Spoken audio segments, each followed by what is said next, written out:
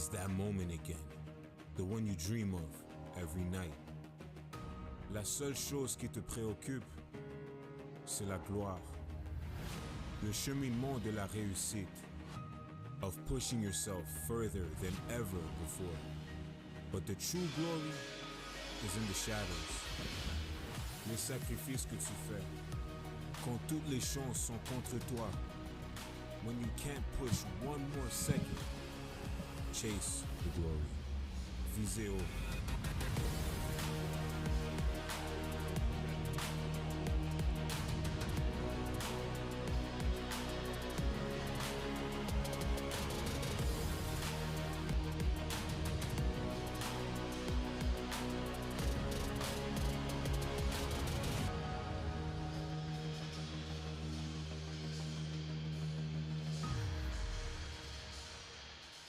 Welcome back here. Game number 2 coming up. It is Winnipeg. It is Queens. We had a great one for the first round of games that we had with you, Cam, against Ottawa. He is Greg Campbell. I'm Mo Khan. All right, Greg. Winnipeg, Queens, OUA versus the Can West in this battle for the second game of the opening window afternoon games here. I mean, the word you just said there, battle, is going to be an understatement to these two teams. I mean, you come into this tournament, the Queens Golden Gales finally getting over the hump, winning an OUA title at home last second, uncalled bank shot, it counted for 3 and won them the championship. It's something that's going to change their program forever. However, for this team, the mentality is we can think about that in the future. The focus is now. And on the other side, I mean, the Winnipeg Westmen had a hell of a tournament in the Can West, just falling short against the Victoria Vikes, but they have a 3-headed monster in Sean Moranhan, Mikhail Mikhailov, and Donald Stewart. And I mean, you'll see it with Moranhan. He's so active with his hands. He's an elite guard player. But Mikhailov, Stewart, they both can bang the 3. They both love banging inside the paint, and it's going to be a battle, to say the least, for the team from Kingston. So for the Queens Gales, this is a team last 3 years of excellence, dominance right now, looking for this first medal at the Nationals, which they've not achieved yet. So how important is it for them, when you talk about the size of Winnipeg, to kind of contain that? Because speaking to the folks down in Kingston, they all said, look, we have interchangeable parts that can play any position on the court. I mean, interchangeable is one way to put it, but you better get your correct reads and your switch-offs in this case, because, again, Stewart and Mikhailov can both stretch the court. They both can slip inside, but it's going to be, can you contain Sean Moranhan in terms of that pick-and-roll situation? He has the ball in his hands for a number of reasons. He's elite when it comes to ball play, but then you look at the other side with Lucas Silas. I mean, averages 17 points per game, just named Player of the Week off a stupendous performance in terms of the Wilson Cup Finals. So they're going to try and contain him defensively if you're the Westmen, and if you're the Gales, you want to get him going early and often. Coming up next, it is tip-off. Winnipeg Queens here from St. Foy, Quebec. Game number 2 of the first window of games that we have lined up here from the Quebec City Capital, from the 2024 U Sports Men's National event presented by Michelob. Stay tuned.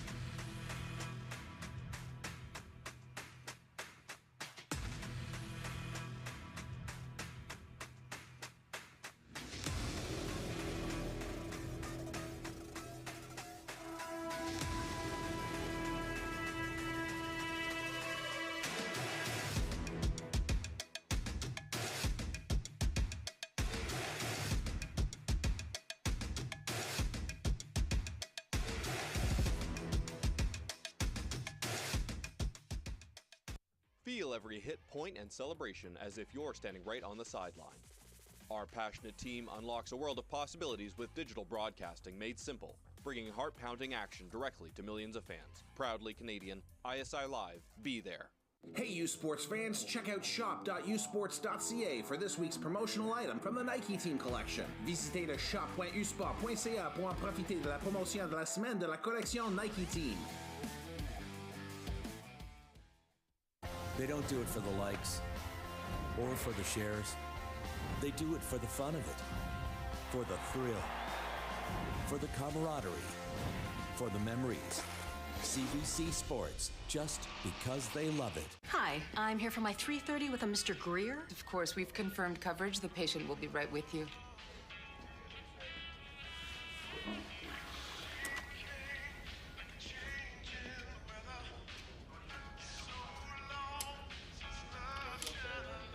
Dr. Patel, the patient will see you now. Health coverage should put you first. Only Green Shield combines your health care and benefits coverage all in one place. Green Shield, better health for all. Welcome back here, Queens, Winnipeg. As you see the Queens players being introduced to the St. Foy world as they get ready for tip-off between these two teams. Queens went 19-3 during the regular season. Winnipeg went 13-7 in the Can West campaign. They come as the large bid for the Can West as we get ready for the team in gold and the team in all black. And you talked about it before, the size can be a big factor here between these two teams. I mean, the size between, again, Mikhailov and that of Stewart are going to be the key right off the bat. How do you contain these two? Because either could go off at any moment, and we want to talk about this as the broadcast continue to progress. But that tertiary scoring, we've talked about it a little bit so far, but as the weekend continues to wear on, you can take away the number one, maybe the number two option sometimes if you're lucky, but can you contain three? That's a real question. For the Golden Gales, I mean, they haven't lost since January 6th at Carleton, so losing has not been in their bloods lately, and I don't think they want it to happen here in quarterfinal number two. Yeah, won the Wilson Cup on a thriller over Brock. You talk about Winnipeg, they lost to UVic in the Can West finals. And here they are in Quebec City on the, well, St. Foy on the outskirts of the Quebec City region, about to get their national campaign underway. And it's going to be Queens to get this party going forward. And this is a team that scored about 87 points per game, which was number fourth in the nation. And they can definitely fire it off. And here is a Queens team that can be interchangeable with their offense. And now the first three of the day. And that's a miss, rebound right to Queens. That's a loose ball. That's missed by Silas, or Tennant that is, and it goes back over to Winnipeg. Oh, and you see the ball movement right off the bat. In the pregame warm-ups, they're moving around with 3-4 guys, and they're just sharp and crisp out the bat. Talk about a player that looks like a running back for the Queens Gales. I was going to say, my goodness, this guy, I want to know how much this guy squats. Fofo Adedigan.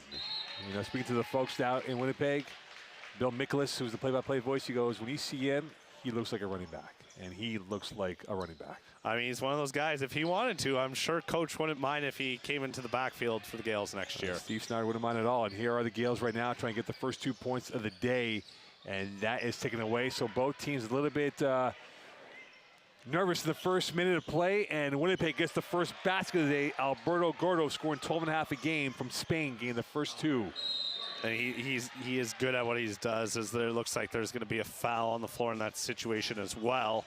But he's a key cog defensively. These other three guys get talked about a lot, but he's really the engine that makes their defense run. He's in the right spots. He's able to switch over quite frequently, and the Westmen force a turnover right off the bat. So turnover off the bat is Winnipeg possession. Here they are, a team that can score points. And now the floater denied by Adedigan, and that is going to go out of play off the missed shot from Moranin, and this will go back over to the Queens. Yeah, it's a half-hearted one-footer floater away from the basket. That's a tough look. Silas back with it. He goes strong to the rim for two, scoring about 12 a game. Cole Silas played 37 minutes, had 29 points and 5 assists against Brock. Yeah, he's 10th in points per game, and it's just authoritative right off the bat. Early lead, 2-2. And now the robust defending by Queens, and caught in two minds, unfortunately, was Isaac Kruger from Guelph, Ontario, as he had the stolen ball but did a little hop in the air. It's not NBA Jam, unfortunately, so that will not count in most worlds. It will not count, but if you play NBA Hang Time, it might. And now here is a chance for Winnipeg to get back the lead once more. Into the lower block it comes. Stewart with it. Using his deltoids to the right. Back heel, rebounded by Queens. You see Mikhailov crashes in there as well, so you'll see both play a little high-low action. Kelvin the third. Iron, rebound, Queens, second chance, no good. And then back over it comes, and now Winnipeg has numbers 3-on-2, 2-on-1, bounce pass in, Mikhailov with the hook, and he cannot connect. Rebound again for the Westmen, and this goes out of play, and a whistle on the play. You talk about the rebounding numbers. Top 10 in the nation at 44 rebounds per game. Well, you got bodies that just love doing work inside, and it's a bit of a throwback in terms of the offensive look there, as Donald Stewart will head to the line for two. He averages 5.3 rebounds a game, but again, just always having their nose around the bucket. Stewart, a 66% free throw shooter, had 8 points, 3 assists against UVic in the loss. 12 times he's had 10-plus points during the regular season, had 28 points in one game this past regular season. So he definitely is a key foundation piece for the West. Oh, he was a monster, though, in their semifinal game against the Calgary Dinos. He's a big reason why they were able to knock off one of the top scorers in country, and Nate Petrone and company. 4-2 lead early stages of this game here in the embryonic development of this matchup between Queens and Winnipeg. And this is going to be a whistle, Silas, and this will be a foul on Winnipeg. And we talk about the big hitters for Queens. Cole Silas scoring about 11.5 points a game.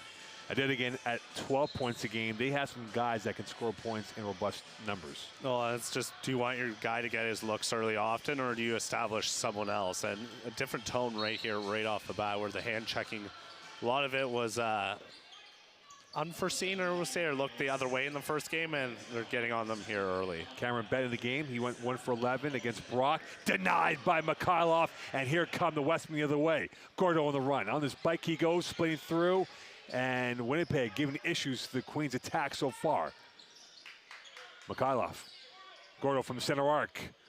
And that is off the rim, rebounded right to Queens, and here come the Gales the other way. Well, Moran was thinking about backtracking. He wishes he had thought about crashing in first. He would have got a second chance. Dead again. Fading right, off the window, incomplete. Gordo with the rebound, and here come the Westmen. They have a 5-on-4 working their way, and the cheeky pass from Gordo to Mikhailov did not come through cleanly. It's cheeky, but again, you've seen this twice now. Moran with a half-hearted jumper, and then Gordo in transition there. You have to finish strong in this case. It's substitution here early on. And with 7:14 left in this second game of the first quarter, denied by Queens. They hit about 3 blocks a game, and now Queens back on the front foot trying to get back to a 4-4 game. The finger roll, that is a miss by Silas, and it goes back to Winnipeg. Yeah, and Kelvin the second, 19 blocks, 7th in the OUA in that category.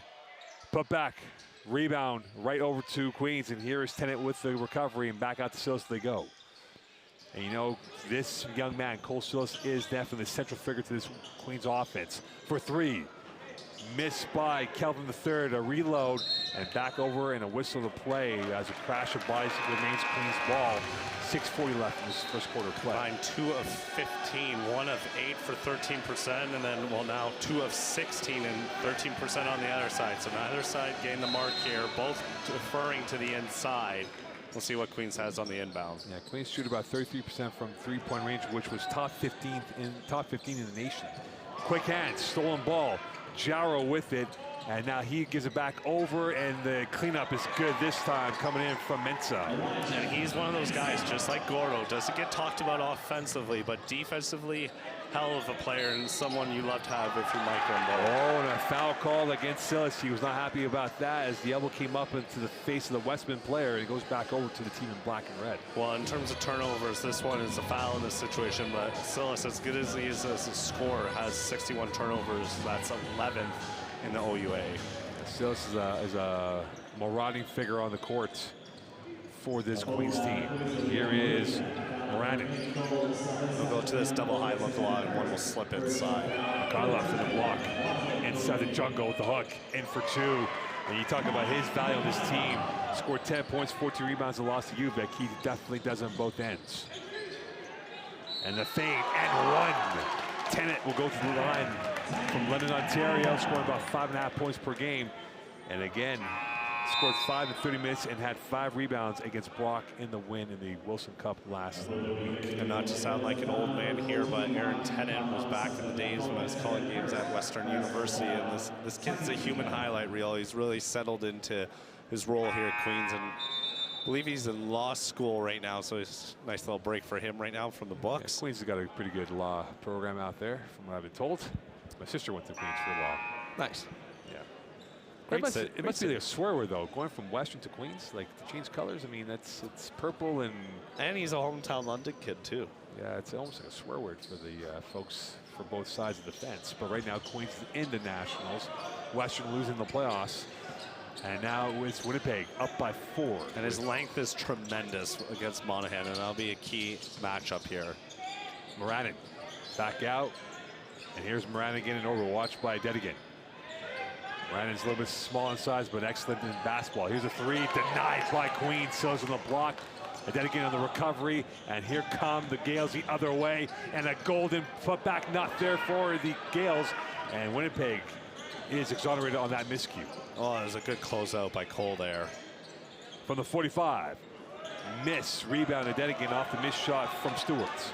Third three-point miss. Neither side have hit a combined 0 of 6 from that mark. And Dedigan storming his way through to get it down to 8-6. You mentioned Barry's 12 points per game, but again, just muscle. And that shot muscled in by Moran, no good. And here come Melvin the third, and this is going to be a giveaway, a turnover as they went long ball, then reverse course, and goes back over to the Westwood 5 to go in this first quarter play. Pair of substitutions coming in, and a timeout on the floor here. Timeout call. It is an 8-6 lead for Winnipeg over Queens. You're watching the 2024 U Sports Men's National presented by Green Shield here from St. Foy, Quebec.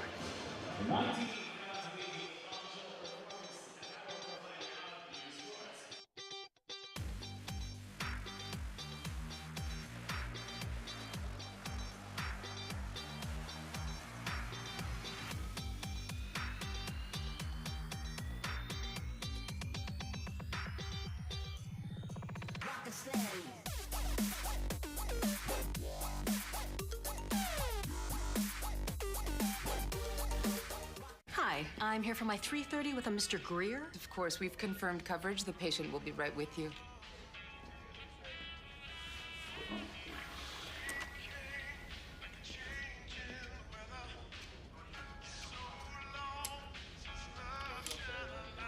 Dr. Patel, the patient will see you now. Health coverage should put you first. Only Green Shield combines your health care and benefits coverage all in one place. Green Shield, better health for all. CBC is Canada's home for university sports action. The nation's top university women's basketball teams are in Edmonton this weekend for the 2024 U Sports Final 8 presented by the Westin Edmonton. And don't forget, all weekend long we'll be home for that. Tonight's consolation semifinal games are exclusive to CBC Sports YouTube channel. Tomorrow night, catch the championship semifinal coverage beginning at 8 p.m. Eastern Standard Time at CBC Gem, cbcsports.ca, CBC Sports YouTube. U Sports and CBC is your exclusive coverage for the 2024 Final Women's Basketball 8 presented by Edmonton Westin. Catch it all weekend long. Yeah, Saskatchewan Huskies going to have a tall task there. Stewart draws the double on the foul there, but Huskies led by Carly Ahlstrom and company, Andrea Dodig, Gage Grassick. I mean, that team is loaded. It's going to be a tough field. It's one of those situations where, me personally, having seen them a lot this year, it's kind of when Carleton was in the field, whereas do you take Carleton or the field? Well, the folks in St. Paul might have a conversation about that as well, the Laval Rouge women's team. Oh, yeah, phenomenal this year. Yeah, they had a phenomenal season as well. But, you know, it's one of those, again, we saw in the first game against UQAM in Ottawa, UQAM pulled away. It's a one-off, right? Whether it's a women's game or the men's game, no matter how you do, at the end of the day, you need a 3-game winning streak. Well, and both these teams haven't lost since January, but a different feel in the first 5 minutes of game 1 here versus you saw the GGs go on an 8-0 run and then a turnover here by that of Cameron Bett, but just a different feel to start this one. Yeah, Queens are rather clean with possession, 14 a game. 3 times he had 20-plus turnovers in a matchup, and right now that is a turnover right there. In the game for the first time today, Simon Bailey from Stratford, Ontario. Great area for plays. You love plays. You talk about turnovers, though. They've already committed 8 in this contest so far. And already halfway there, and that is a missed shot coming in from Ryan Luke from the center arc. That's a front iron rebounded by Calvin III, and here come the Queens the other way. Bailey's first touch of the day, watched by Stewart. Here is Dallin with it. Cameron Bett with the left, and he is fouled and will go to the line for 2, shooting 76%, scoring under 10 a game from Thames, United Kingdom. That'll be the first foul on Donald Stewart, who's got 4 so far. 3 players with a pair for the Golden Gales.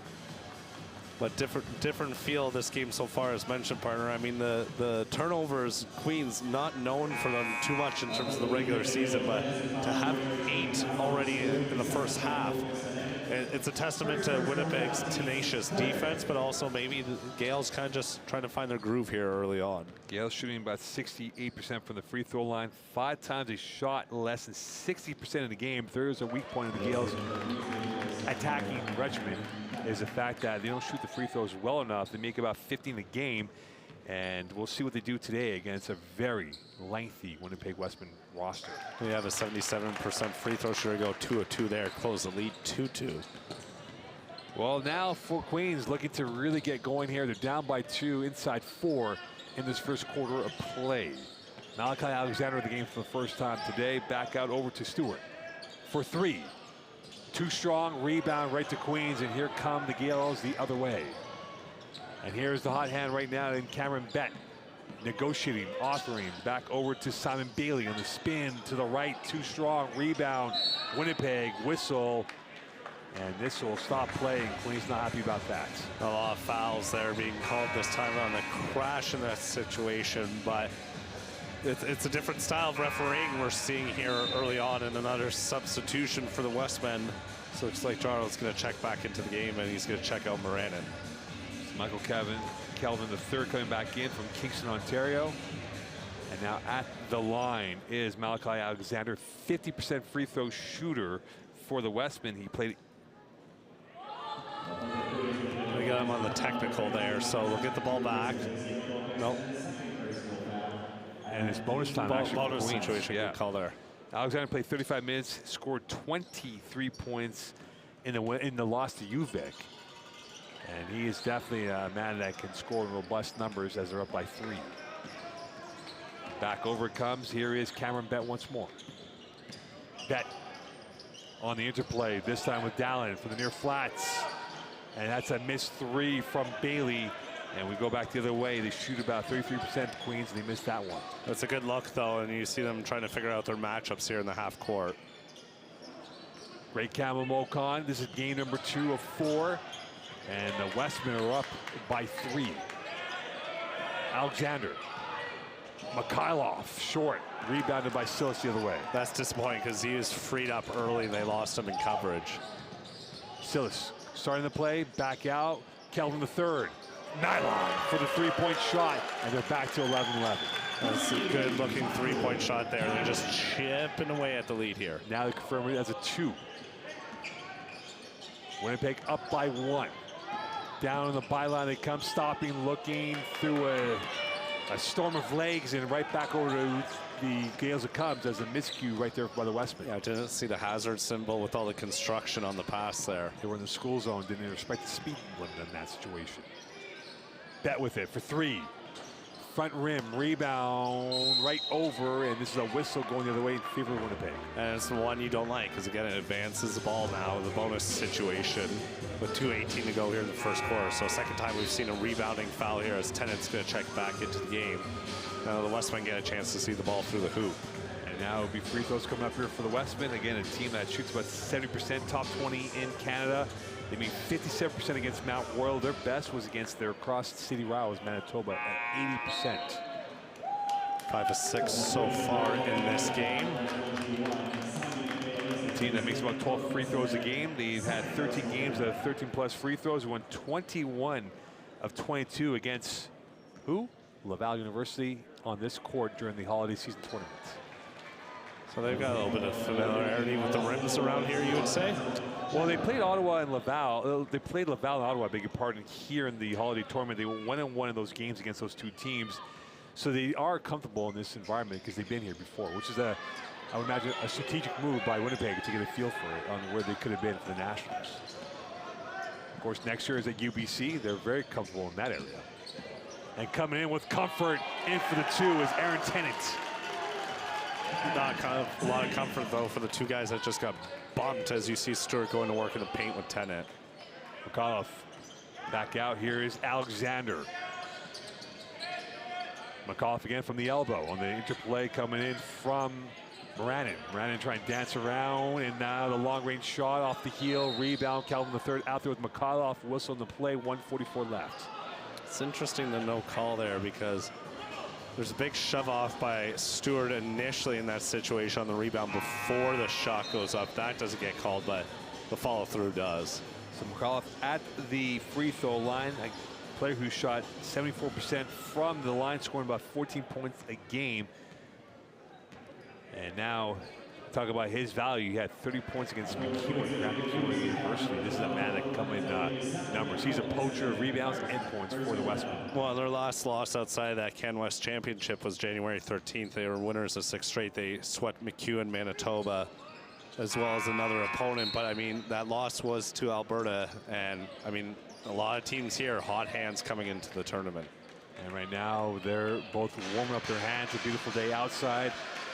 Comfortable environment here inside the gyms of Laval University, and back with it is Cameron Betts. Sidecar pass coming in from Connor Kelly, former Gator in the game for the first time today. Bett now trying to do the pirouette, the lefty, in smooth Pierre on that shot, and now we're back to 14. Oh, Moranin bet that he could outpace him on overriding the screen there, and just a slick little jumper there. Moranin again, back out. Here's McAuliffe. He's the supply line. And I beg your pardon, that is number 13, Donald Stewart, coming up with the authoritative ending.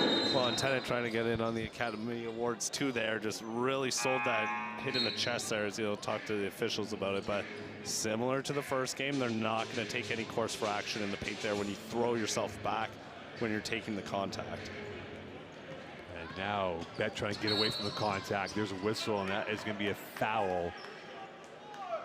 It'll be Jarl on the foul there. You can only ride him so long on the hip there before you're going to get called for that, especially with the head bobbing and weaving in that situation. Stephen Barry talking over it to the officials. Jarl called for the foul, beside out for Queens. It'll be the second team foul on Winnipeg. 5 already on Queens in this first quarter play. Calvin III with it. Watched now by Elijah Mensah. And this is a giveaway. Now Winnipeg back on the front foot. Here they come. Gyro with it. Draw pass over to Moranin. Extra pass. It's the teeth. No good. Missed by Thomas. And Queens goes back the other way. And there's a length of Tennant coming into play defensively. Clean up an L6. Calvin III there. And it's now a tie game at 16. Both teams really taking it to the cup there. And both sides, not a lot of action in terms of scoring. You got to work for every single point here early. Yeah, he had 13 points on 50% shooting, Calvin III, against Brock in the win out in Kingston. Moranin trying to work his way up ahead. Off balance, and one. He's so slick. He's just so slick. Having watched him this year out west, I mean, Sean Moranin is just an artist when it comes to dribbling the ball, especially the pick and roll situation you see there. Tennant rides him perfectly in that situation, just the leverage point to get past him for that half second. And then the floater and a flush down the drain adds one more at the line. Moranin is definitely ruthless. He's a showman out there for the Westmen, now taking his time.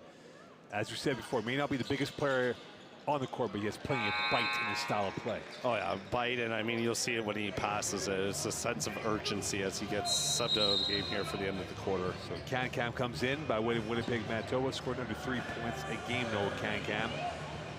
It's only 3 minutes in the loss to UVic in the Can West final. And there has to be a situation here, as there will be a confirmation, and it appears now there will be a situation in favor of Winnipeg. It'll be a technical foul on the Queens bench, the PA announcer just said.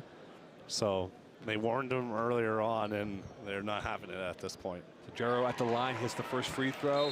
And we talk about free throws in the first game today with UQAM and Ottawa. Even though UQAM shot the free throw, the ball well at the free throw line, they end up losing, but right now it's helping Winnipeg up by 4. Well, the difference was the turnover game, and Queens losing that 9-3 right now, and it's why they're down by 4. Last roll of dice, 12 left on the first half clock. Here is Silas, back with it again. Can he end the first quarter on a converted field goal? 3 left in the game clock for 3. That lacked conviction, and at the end of 1, it is Winnipeg 20, it is Queens 16. We're through round 1. The team from Manitoba up 4. Stay tuned here. You're watching the 2024 U Sports Final 8, presented by CBC Sports.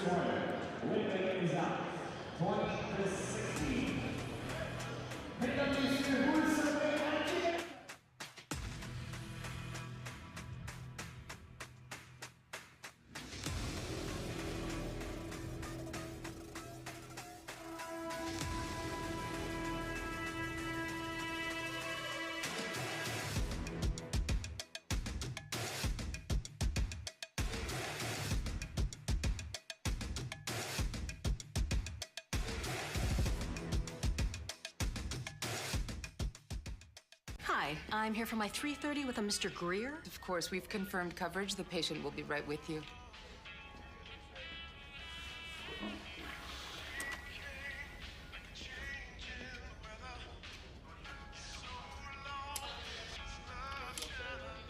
Dr. Patel, the patient will see you now.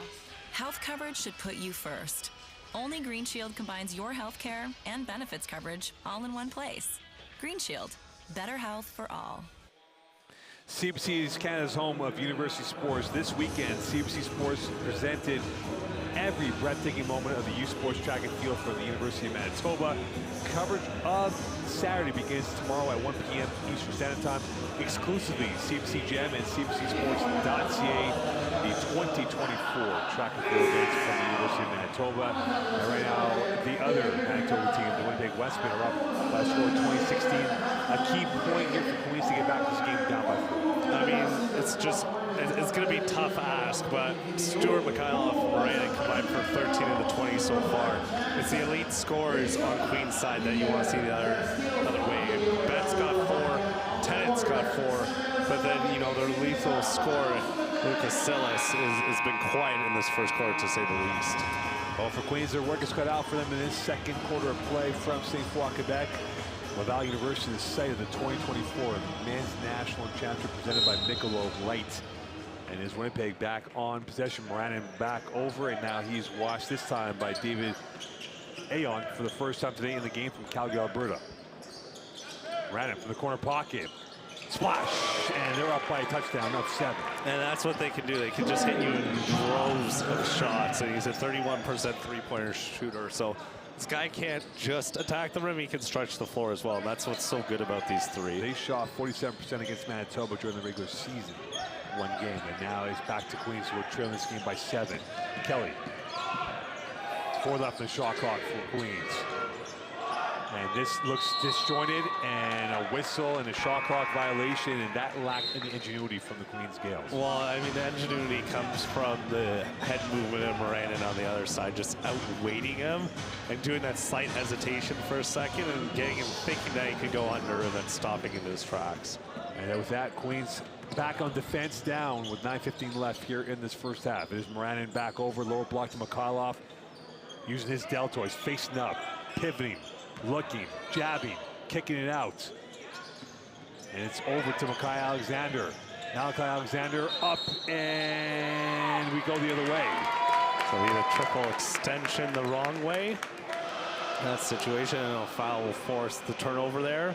First quarter, 10 turnovers for the Gales, accounting to 8 points for the Westmen.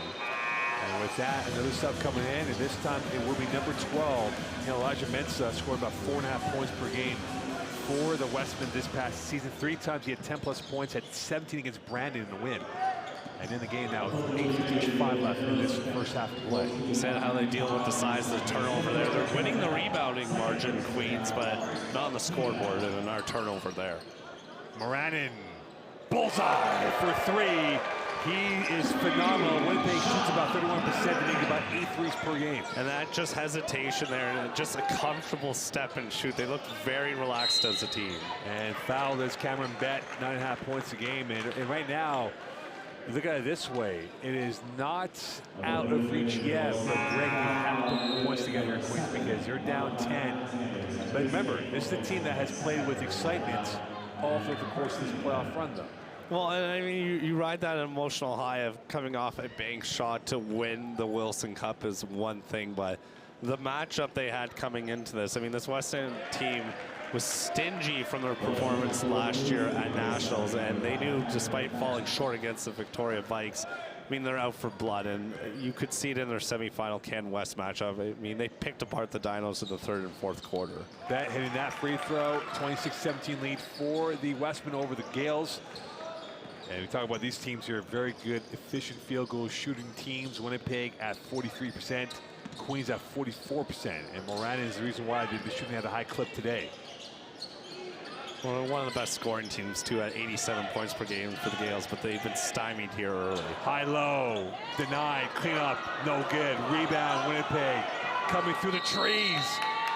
And that will not count courtesy of Can-Can, but I thought it hit the rim initially, but the clock did not reset. It goes back over to Queens. So they'll get a lucky bounce there, but again, the Gales, you have to box out in that scenario. There's 2 Westmen crashing unapologetically to the rim, so you cannot rest on your laurels just because you get a stop.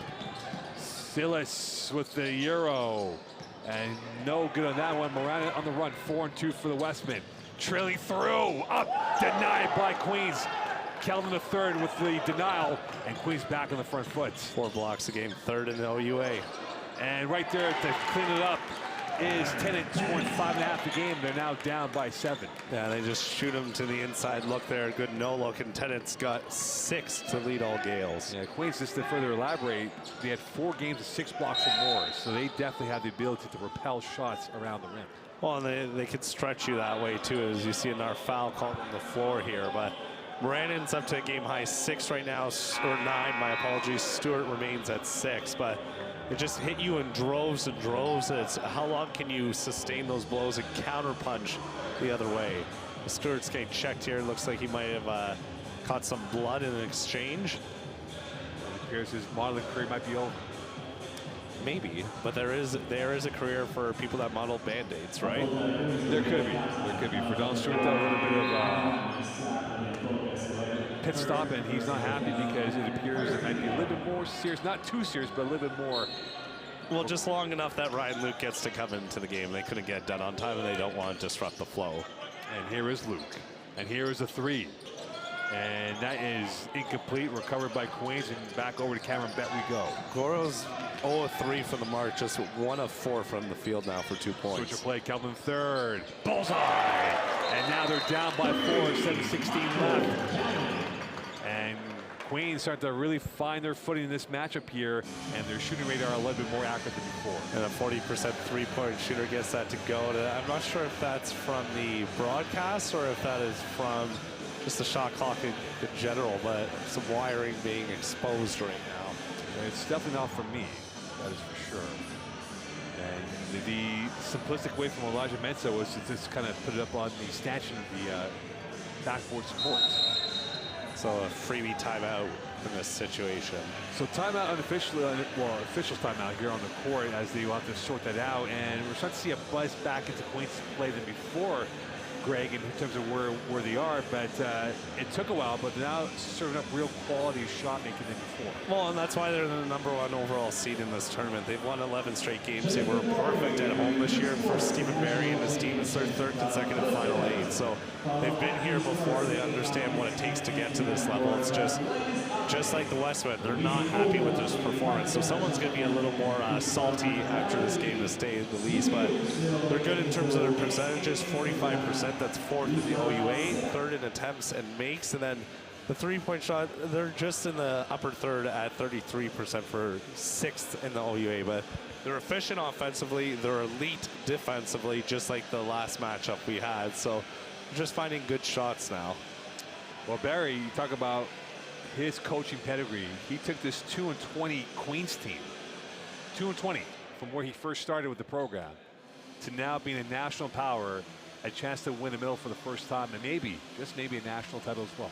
And 7 straight years at the playoffs as well. I mean, when you look at his head coaching career, he was with the Western Mustangs women's squad before that for 5 seasons, but he began his career as a high school teacher, which is at MM Robinson, which is in Burlington in Ontario, just over the bridge from Hamilton, where he taught French, geography, and phys ed in 2000. So, I mean, he's been exposed at multiple levels of the game, but you said it, partner. I mean, the consistency is brought to this program. And a time where we used to see it was Carleton, it was Ottawa, it was TMU. I mean, there's a new line of blood here in the OUA in terms of representation at the national level and powerhouse as well. Well, to use a college football term from the NCAA, the OUA is the SEC when it comes to basketball quality, no matter how you look at it. And you see the quality right now for the 3 teams at this tournament.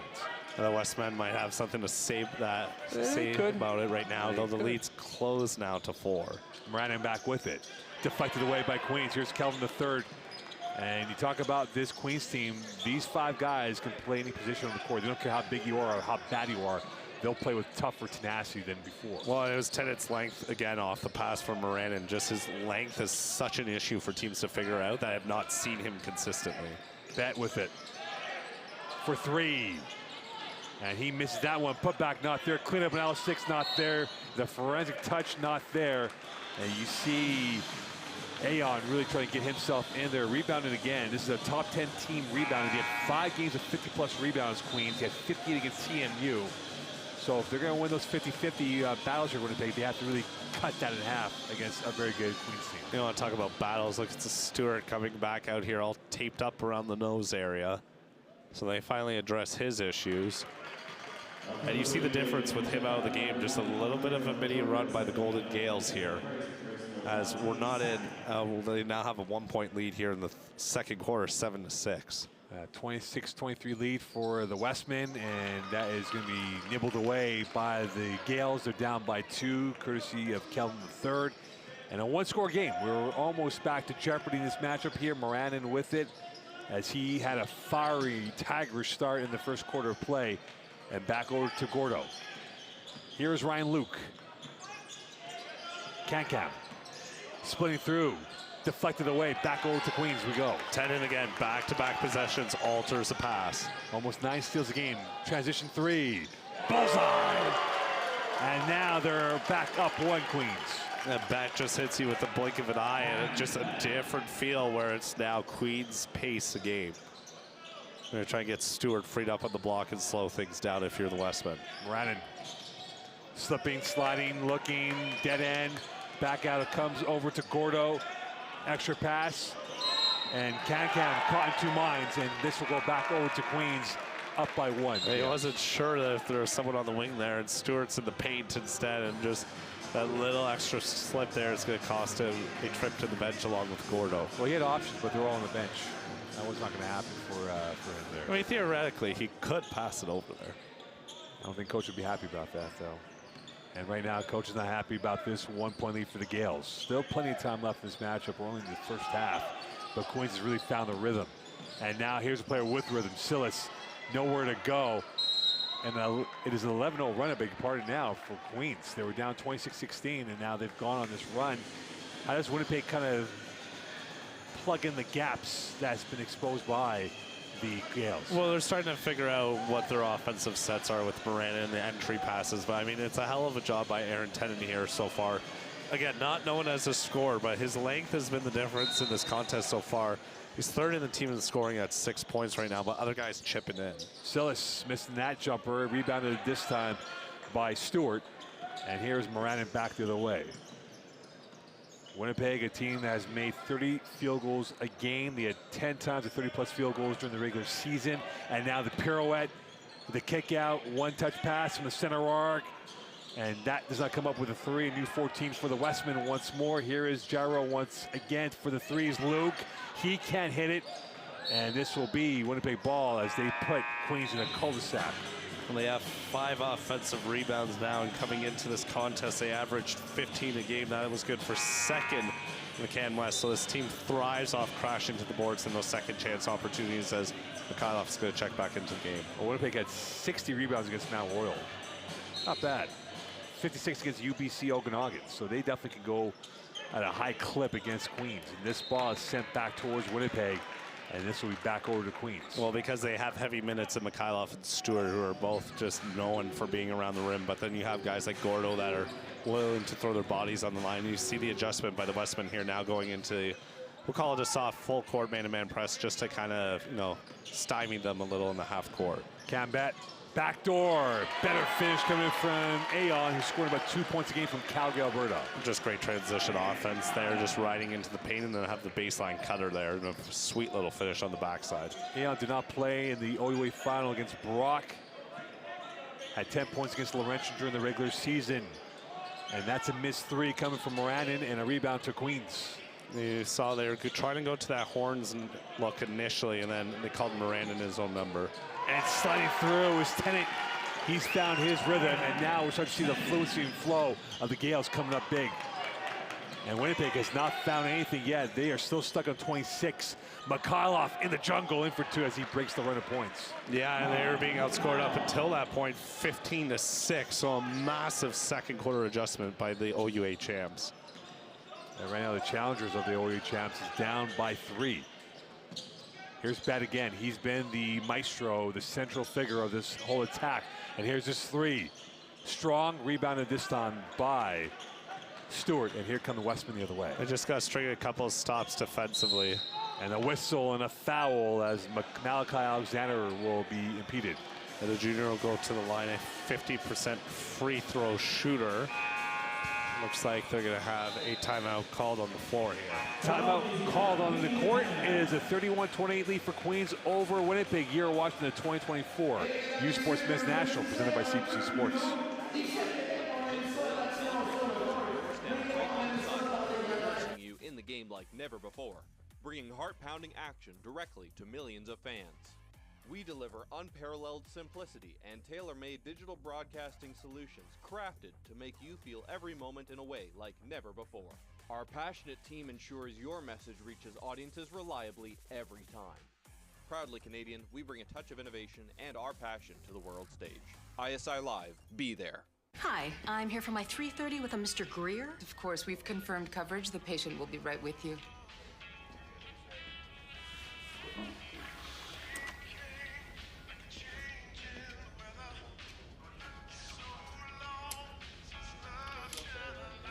Dr. Patel, the patient will see you now. Health coverage should put you first. Only Green Shield combines your health care and benefits coverage all in one place. Green Shield, better health for all. Welcome back here to St. Foy, Quebec. It is game number 2 of 4. We had a good one with UQAM and Ottawa as the GTs advanced through, and right now we're in a great one with Queens and Winnipeg, a 3-point lead. So, Greg, when we look at it from this perspective here, it felt like Winnipeg had a big flat in their convertible and lost a grip in this game here, down by 3. I mean, it's just the pace of this game has changed. Again, it's been the length of the Queens Golden Gales at this point. And again, they're elite defensively as well. They're no slouches. They hold opponents to 38% from the field. That's first. They only allow 71 points per game. That's second in the OUA during the regular season. So this team has length, they have size, and they've made the adjustments where it's been tough sliding for Mikhailov and Stewart in the paint. And Moranin is great, but you don't want Moranin to force anything on his end. He's great when he can pick and roll, but asking one guy to do too much is why they're down 3 right now. So Moranin on the end line and trying to get an outlet, and he will be very close, and he got that back to Mikhailov in time. Calvin the third, and this will be a whistle, and this will be a foul.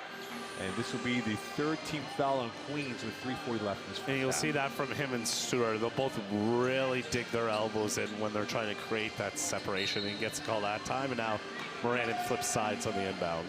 He's watched this time by Simon Bailey. Good help. Great help, and now Moranin recovers on the help. And here comes Alexander on the Euro. Kick out, back out to Jaro, and he will go back to Moranin. Another whistle in the play. And with that, 3:31 left, 8 left in the shot clock. And Jay Steele, the official out there, just trying to coordinate being a traffic cop for this matchup. Yeah, I'd be curious what the call is here. I'm trying to figure it out on the fly in this situation.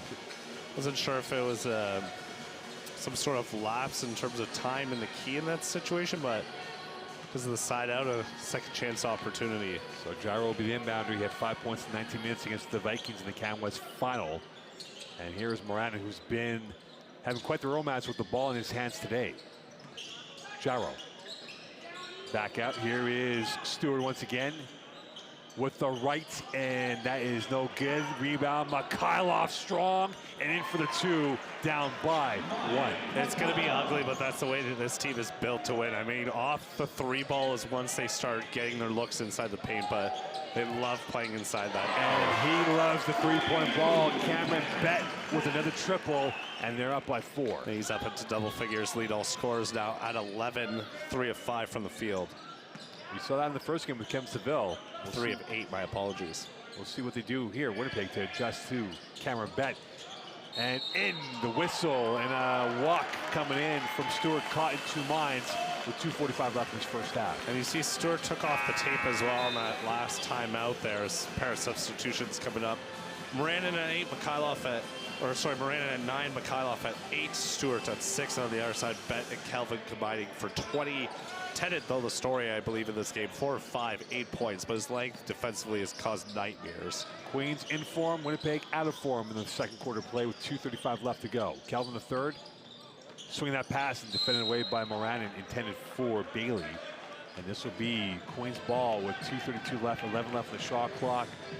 Greg Campbell, Mo Khan here today on this Friday afternoon. We'll be here all weekend long with the men's coverage right up to the gold medal presentation on Sunday night. And Winnipeg shooting 27% in this first half compared to 43 for the OUA champs. That jab step over Gyro. Missing that three, rebounded this time by the Westman. Here is Stewart back out over transition play now for Winnipeg. I was gonna say he didn't have a lot of room to operate there with that jab, given how much space that was available on the baseline. Stewart again, using his deltoids. Stewart to the left, too strong. Mensah clean up. Mensah fouled. Mensah to the line, 2:06 left. Good job by Tennant initially, though. Just stood vertical for the challenge there, but it's on that follow through again. Second chance opportunities, the story of this game so far. They should be up to 8 offensive rebounds now for the Westmen. And as mentioned, they average 15 a game. So they play dirty, they chip away at you slowly, and they try and break your will. And then if they get you on the inside, then, well, the three-point shot becomes a problem because they can't shoot the ball. Mensah, a key depth player for this team. Scoring under 5 a game, a Winnipeg native. And they have a recruiting window that has taken them overseas. Of course, Gordo from Spain out there. And you talk about some other guys, Isaiah Alexander from Montreal, Quebec, so not too far from here, down the road, 3 hours drive. If Greg was driving, maybe 2.5 hours. Well, now what's the term I use? The legal, you know, how long does it legally take to get somewhere, partner? Well, Quebec's a little different. We're more aggressive drivers. And here is an aggressive move and a better finish coming in from Cole Silas. And now it's a 4-point lead for Queens.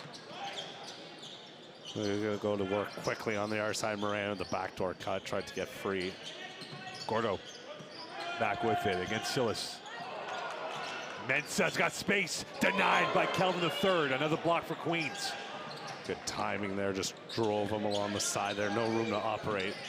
Silas pickpocketed, and now Gordo's got a takeaway. And a finish from the Spanish Bull, and now they're down by 2. And it's sorely needed now, only outscored by 6 in this second quarter, 20-14 with a timeout. Timeout called on the court, 1:22 left. Queens, Winnipeg, 36-34. That slap makes it a little bit closer. Stay tuned for watching the 2024 U Sports National Final 8 from St. Paul, Quebec.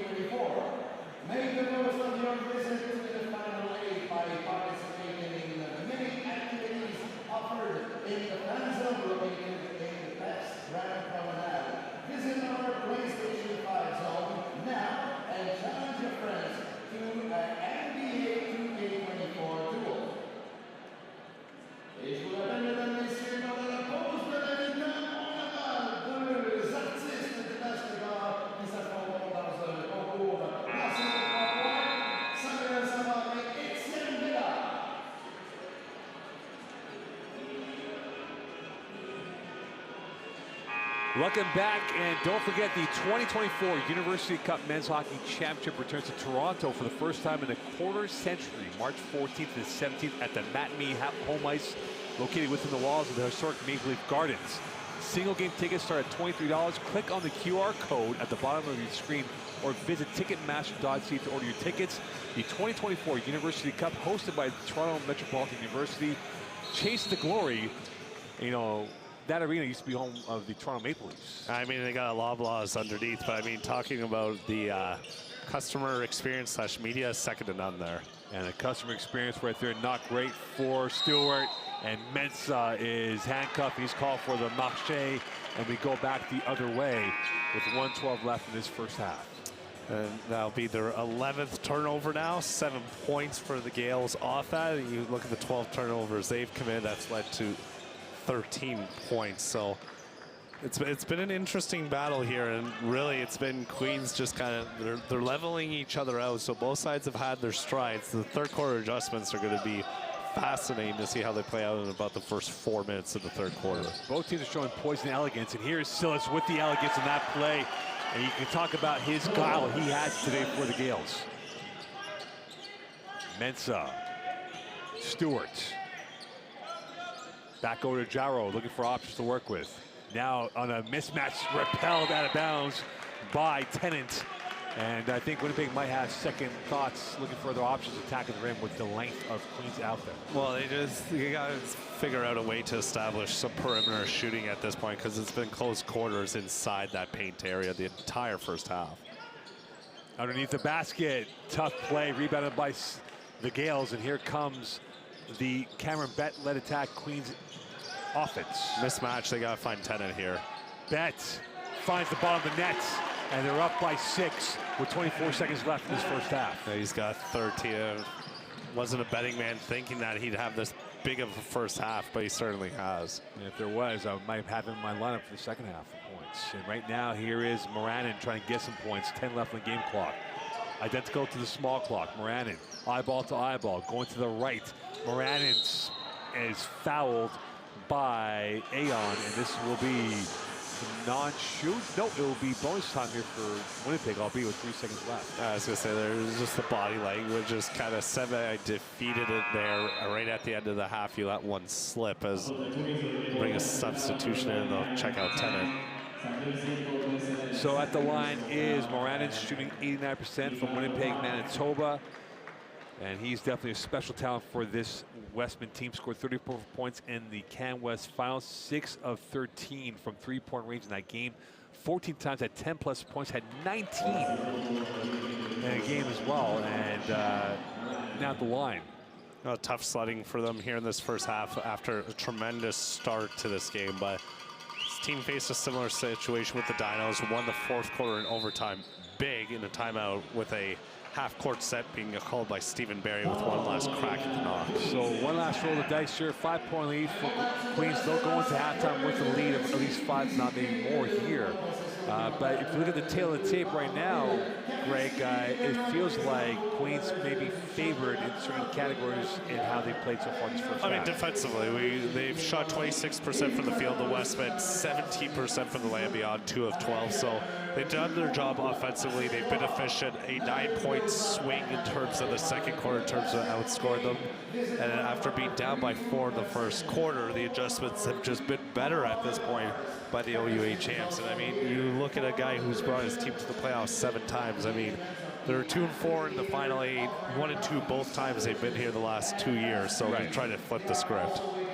The team looking to get themselves a first ever medal, whether it's gold, silver, or bronze. They want to get a medal, albeit though they want the top prize, which is the national title, to bring back to Kingston, Ontario.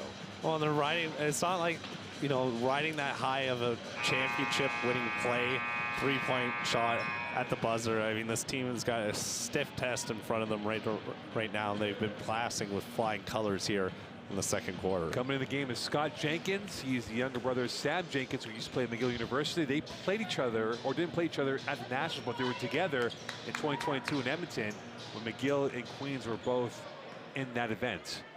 So Jenkins in the game for the first time by way of your part of town, Hamilton. Here's a Hail Mary pass. Kelvin the third. Betts at the death. Bullseye! Wow. Execution 101 as they tell the bench to get off the court there for the celebration. But look at this execution. You go for the Hail Mary pass, and you have someone flying in transition the other way. And we've seen this play run similarly at the NCAA level. It works to perfection. Another 3 at the buzzer. We're through 20 with 20 to go. Queens up 40-35. They went on a 24-9 run to end off this first half. Stay tuned. Can Queens punch their ticket and be the second OUA team in? We'll see how this plays out here from St. Quaquebec. Hi, I'm here for my 3:30 with a Mr. Greer. Of course, we've confirmed coverage. The patient will be right with you.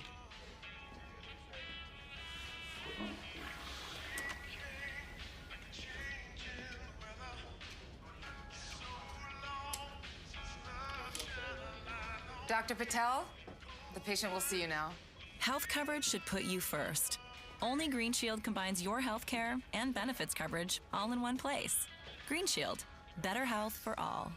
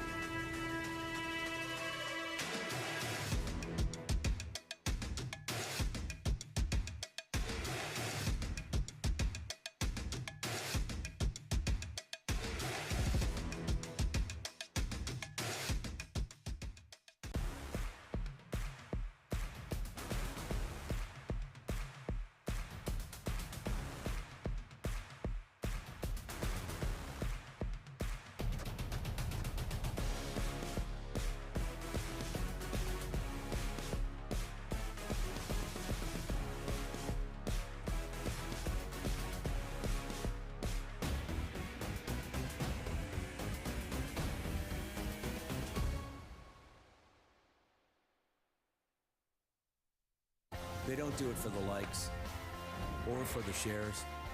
They do it for the fun of it, for the thrill, for the camaraderie, for the memories. CBC Sports, just because they love it. Welcome back here. Queens up by a score of 43-35, and quite the first half. Remember, they're doing this without Lucas Silas in the lineup, who had 2 techs in the final.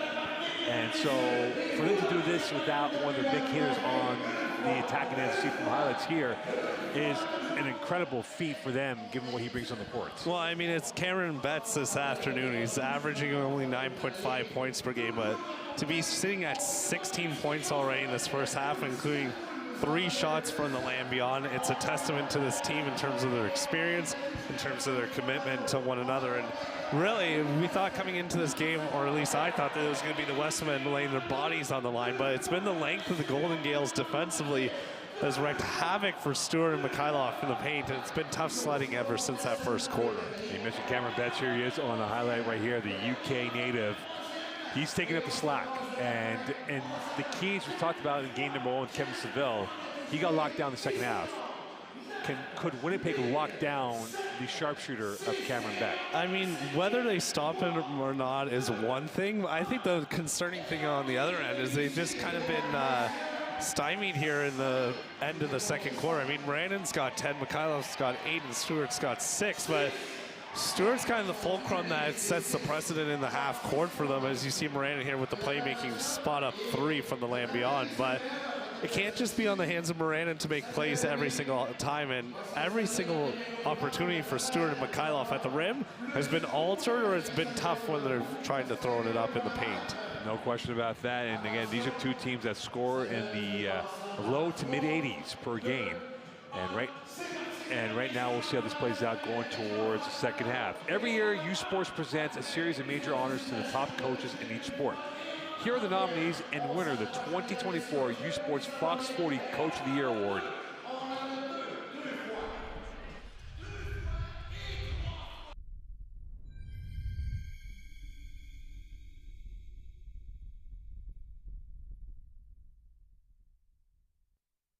Here are the nominees for the Stuart W. Aberdeen Memorial Trophy presented to the 2024 Fox 40 U Sports Men's Basketball Coach of the Year. Voici les candidats pour le trophée commémoratif Stuart W. Aberdeen présenté à l'entraîneur de l'année Fox 40 U Sport en basketball masculin.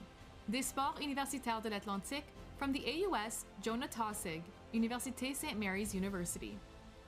Du réseau du sport étudiant du Québec, from the RSEQ, Rasko Popovich, Université Concordia University. Du sport universitaire de l'Ontario, from the OUA, Steph Barry, Université Queen's University. Et de l'Association Ouest Canadienne, from Canada West, Craig Beaucamp, University of Victoria, Université de Victoria.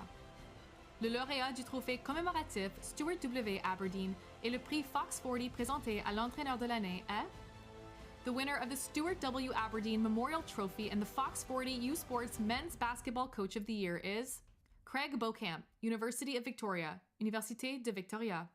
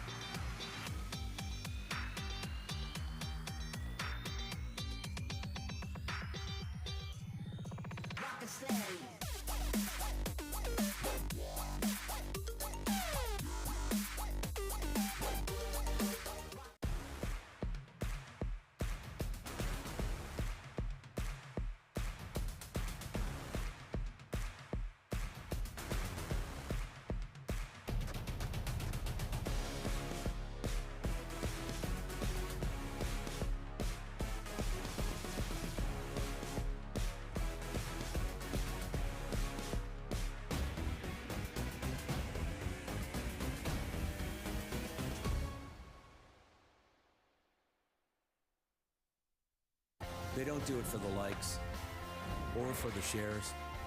They do it for the fun of it, for the thrill, for the camaraderie, for the memories. CBC Sports, just because they love it.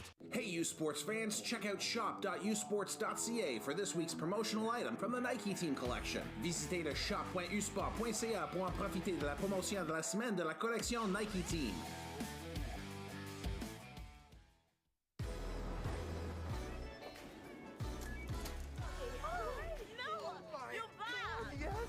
The exchange was awesome. Yeah.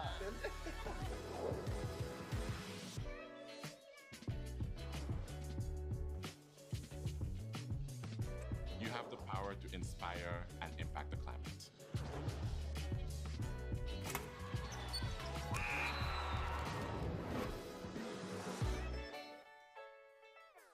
Hi, I'm here for my 3:30 with a Mr. Greer. Of course, we've confirmed coverage. The patient will be right with you.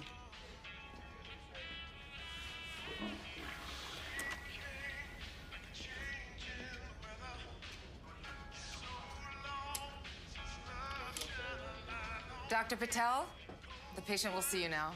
Health coverage should put you first. Only Green Shield combines your health care and benefits coverage all in one place. Green Shield, better health for all. It's that moment again, the one you dream of every night. La seule chose qui te préoccupe, c'est la gloire. Le cheminement de la réussite, of pushing yourself further than ever before. But the true glory is in the shadows. Les sacrifices que tu fais, quand toutes les chances sont contre toi. When you can't push one more second, chase the glory. Visez haut.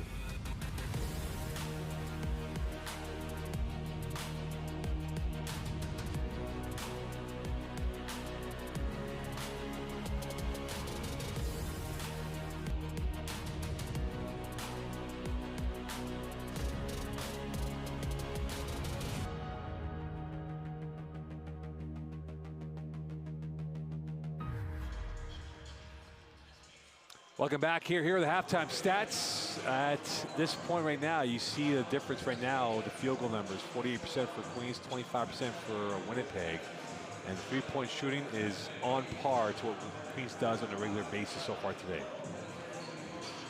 I mean, it's almost halved in terms of the total for the Westmen. On the other side, they shoot 43% from the field in general during the regular season, 31% from the land beyond. So it's been defensive attrition here by the Queen Golden Gales, who, as you mentioned, are without their top scorer. They've compacted it in here at this point, and despite the turnovers from Queens, they've been able to basically balance it out here in the second quarter, hence an 8-point lead. Well, they went 11-0 at home, the Gales, 8-3 on the road. Meanwhile, for Winnipeg, it's the reversal. They were fantastic away from their home court, 10-1 during the regular season. So the idea that this has been a neutral site game for them, though, they're comfortable playing here in Laval. They've played before at the holiday tournament in December. They will probably have a run or two in them to get back in this game down by 8. Well, and it's going to start with, I mean, Moran has 10 points at this point to lead all Westman. He's got 4 rebounds, but 0 assists. I mean, the guy is known for his facilitation because he has the ball in his hands that often. I mean, he averages 7.2 assists a game. He's first in terms of total in the Can West during the regular season. But they found a way to alter his sets, especially in the half court. And again, I keep mentioning one guy, but Aaron Tennant has been the guy who's been getting a lot of matchup switch-ups on him or started on him defensively. And again, any kind of entry passes have been tough, and then they've been kind of just discombobulated in their half court set because of that. And so what they come out with in the start of the second half, we'll find out. Well, we'll get ready for that. As you see on the court right now, both teams are warming up. Second half action about to come up here. We have the evening window games. We'll have the host Laval University against the Victoria Vikings. That is a massive game in terms of where they're ranked in the Canadian world. And of course, Brock against Dalhousie, Ontario against the AU West. So we still have 2 good ones coming up here, but right now we'll see what Winnipeg does against Queens as we get ready for second half action. From St. Foy, Quebec, you are watching the 2024 U Sports Men's Final 8 presented by Michelob on CBC Sports.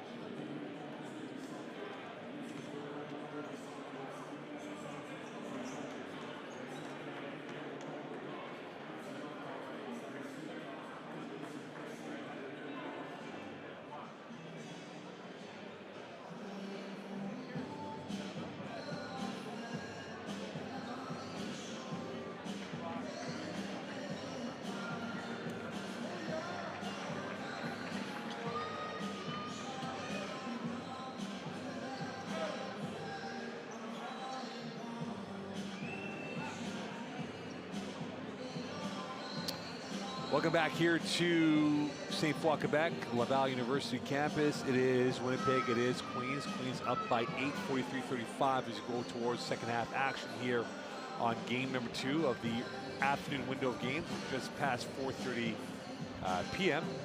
It's flown by so far. We're flying and going here, but right now Queens were a runaway train in that second quarter play, Greg.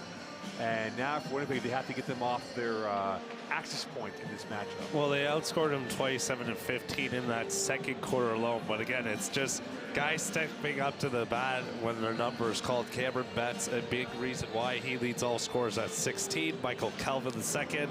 Couple of blocks, 5 rebounds, 9 points. Aaron Tennant, the surprise of the game so far, 4 or 5 from the field for 8 points as he'll get matched up with Alberto Gordo to start here. But the three-headed monster of Moranin, Stewart, Mikhailov. They were tested last time in the quarterfinals, then in the semifinals, disposed of the Calgary Dinos, and then took on the #1 seed in Victoria Bikes. So we'll see what they've got in terms of fight here to begin the third quarter. If you want 2 great party cities, Winnipeg and Kingston are both those, and they would like to party this game if they do win either side. And here is Winnipeg as they go left to right for the second half action. Malachi Alexander on the high-low, defended away this time by Tennant. He's had a wonderful game both ends of the court. Yeah, you just read him like a book there, the high-low from Mikhailov and Stewart. And here he is. He started the play. He finishes the play with a 2-point conversion. Tagan with the whip pass on the inside there. So, but again, they go back to the block work. Flair Merchant now a 3. Bullseye going in for Moranin as he needed that tonic right there from distance. Yeah, they needed it from the guy who shoots 31% from the mark. Calvin III missing his 3-point shot, rebounded by Donald Stewart. And here come the Westmen the other way. Gordo, draw pass. Mikhailov, Gordo from the 45. Splash, that's back-to-back threes. They're back in the game down by 4. Yeah, a pair of 3-pointers right off the mark, and the defense collapsed there for a second, thinking they're going to drive into the paint, and they finally see the bucket go in. It's either feast or famine. Remember, they went in a con 2 months. Cameron bet on that play. They went 13% against Brandon. And here's another number to look at for Winnipeg when it comes to 3-point makes per game. They went 11-32 against Lethbridge. But on the flip side, 3-31 against Sask. Well, that's the thing. You live and you die by that marker. That's the evolution of the game. But these two, a throwback with the double high screen here. Moranin, Kelvin third on him. Stewart. Here's Mikhailov against Adetigan. 2 big bulls going at it today. And now Stewart in traffic. And he is on an 8-roll run. The Westmen, and they're back in the game down by 2. Well, and it starts with Stewart there on the wing, and then he crashes into the paint. So good active work there by him to be able to get that feed from Mikhailov. That against Gordo. And the lefty cannot get that in. Rebounded by Mikhailov. 2 ties. A 3 gives them the lead. Well, he's separated with the right hand there, but not enough to make it. Alexander, finger roll, and now it's a tie game at 45. And we saw this in the first quarter where they just hit you with droves, and a 10-2 outscored this third quarter to start. Kelvin III, 0 for 2 from long range. Rebounded, bet, another reload. And they are 0 for 4, whistle in the play. Moranin with the push off there. And with 7:53 left, it remains Queen's possession. I'm going to say it's the other way as he's checking his right wrist there. So Moranin will actually draw the foul. Tennant's going to check out here briefly. So a bit of a disjointed start here for the Gales. They are lacking the creative repertoire that they had in the second quarter against the Westmen. I mean, they put up 15 in the second quarter, and already at just 2 1/4 in, they're at 10 already. Gordo up, rejected by the rim. It remains 45-45 in this fresh and frisky game with these 2 teams.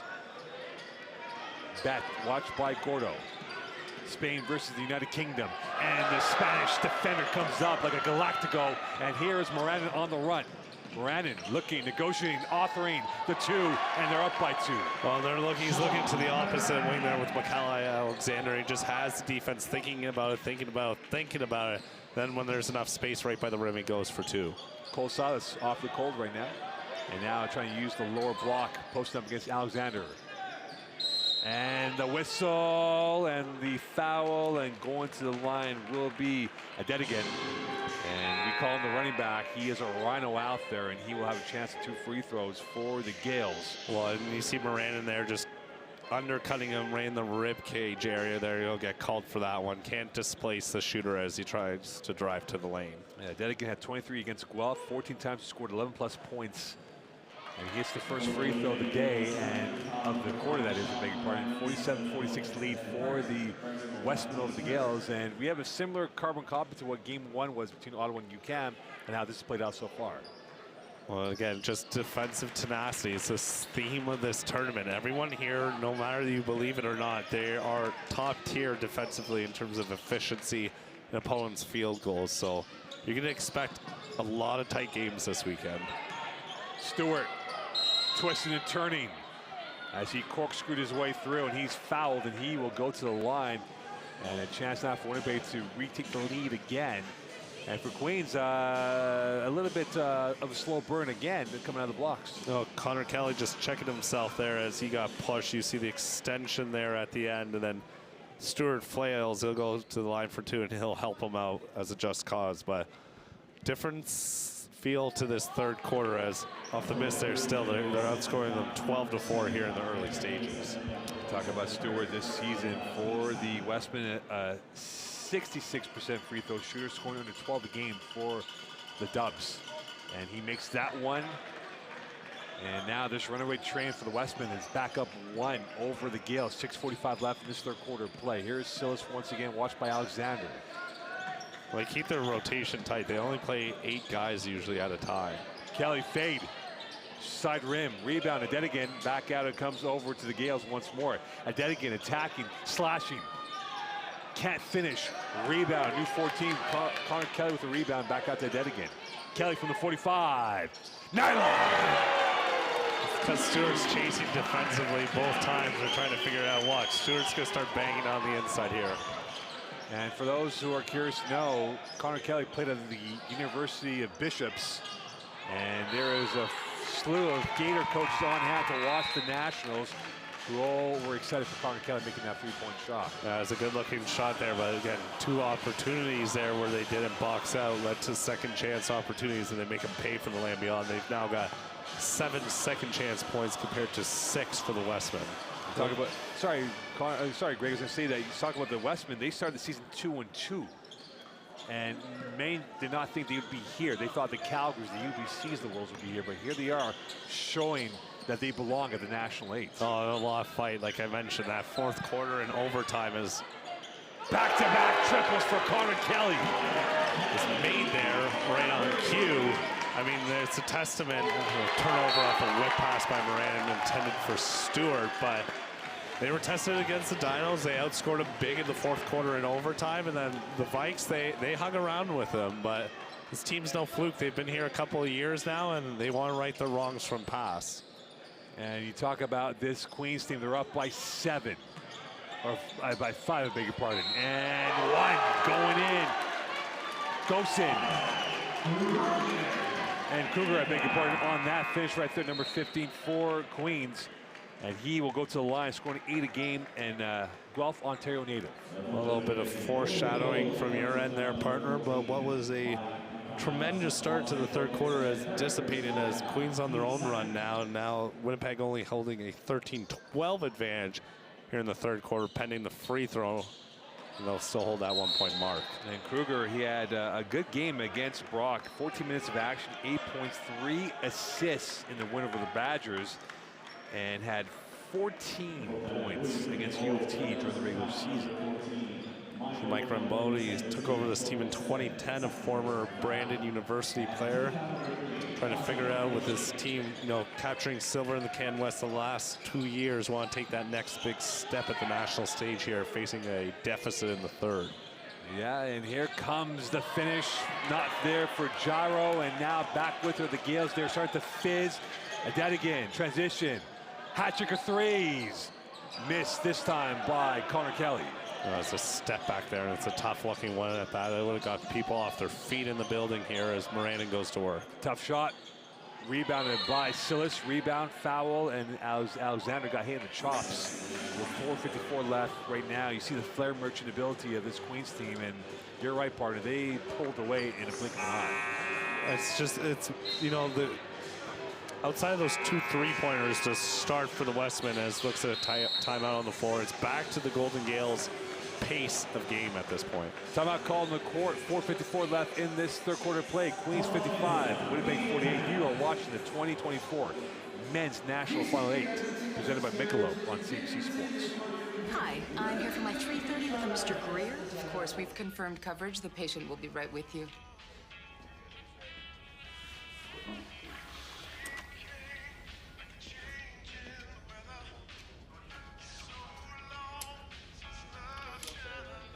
Dr. Patel, the patient will see you now. Health coverage should put you first. Only Green Shield combines your health care and benefits coverage all in one place. Green Shield, better health for all.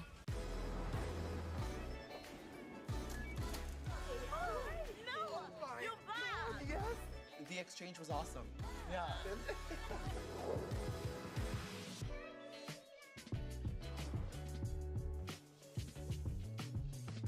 You have the power to inspire and impact the climate.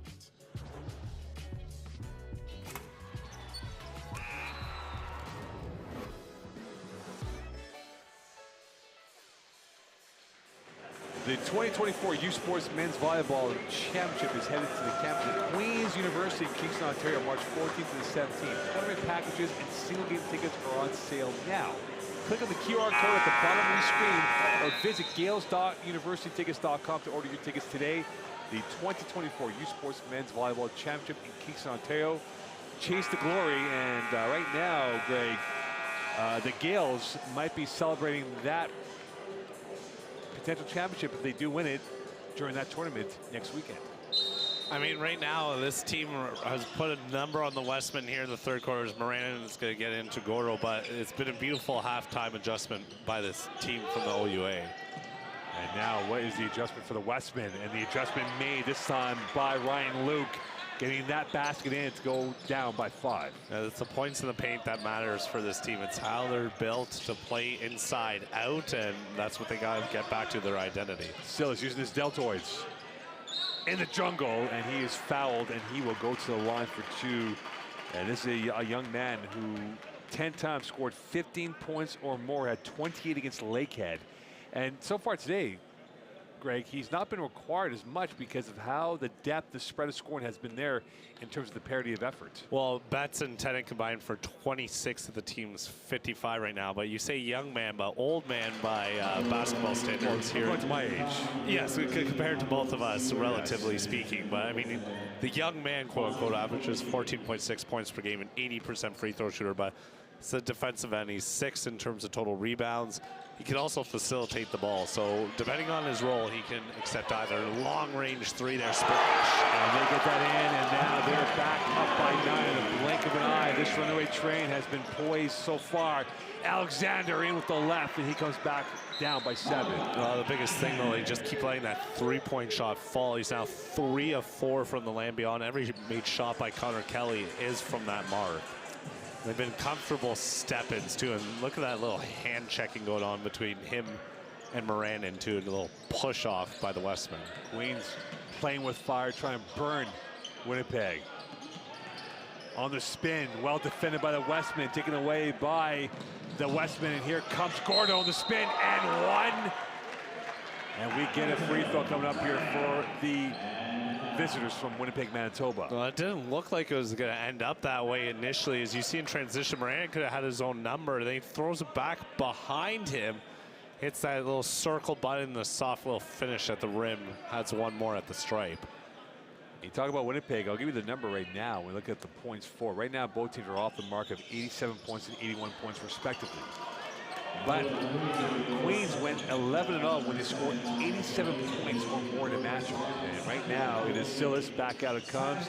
And Kelvin III showing his majestic finish, and they're up by 7. And they get doses of him, and he's now up to 11. The third Gale in double figures as Moranin steps back. Nylon on that shot, and they bring it back down 4. 3:33 left here. It's been bright and beautiful from Moranin so far today. He's just lethal from the 3-point line. But again, how much do you ask of this man? He's the only player in double figures for the Westmen. And stolen by Gordo, 2-on-2. Kelly back in defense. Gordo using the left to the right, can't finish, and rebounded by Queens. And slow to get up is Queens, now back with us, Calvin III. And they'll slow it down to get things organized once more. And the game is tied down once again. Here's a 3. Missed by Aon, and now reload, new 14 for the Gales. Good tip out there, though. A second chance, courtesy of Kelly. Here's Kelly on the floater and in on 8 points in this quarter, and now they are up by 6. Yeah, he's now the 4th to get into double figures, with Betts leading the way with 16. Moranin at 18. Gordo and Stewart at 9 apiece. Alexander on the hook, and he comes back in the paint with a response. But again, they're going shot for shot here, but Winnipeg needs stops. Yeah, and I mean, it's still tight margins. You look at this, and really, it's 2 possessions. 4 points is nothing. For the Westmen, again, it's a 4-quarter game for this team anytime you play them. But again, look at this hand checking. It's subtle every time, but positioning is everything for these two teams. Silas on the switch. Silas around Gordo as he bamboozled him once. Aon short, rebounded by the Westmen, and here come the Winnipeggers coming back forward. The Black Arrows, the teardrop from Gordo, missing that rebound. Second bite of cherry, no good. Rebound again by the Gales, and they are going to slow down as we have 2 left in this final third. Now they're also worried about Stewart on the inside. They forgot to account for Luke, just couldn't make him pay. Silas. See Kelly creeping here, he's going to get freed up. Aon, and here is Silas on the low block, watched by Luke. Spinning, turning, looking with the right, rejected. Second bite, and he misses that one, rebounded by the Westmen. Here they come with Moranin on the run. 4-on-1's tough, partner. In the mountains, and one.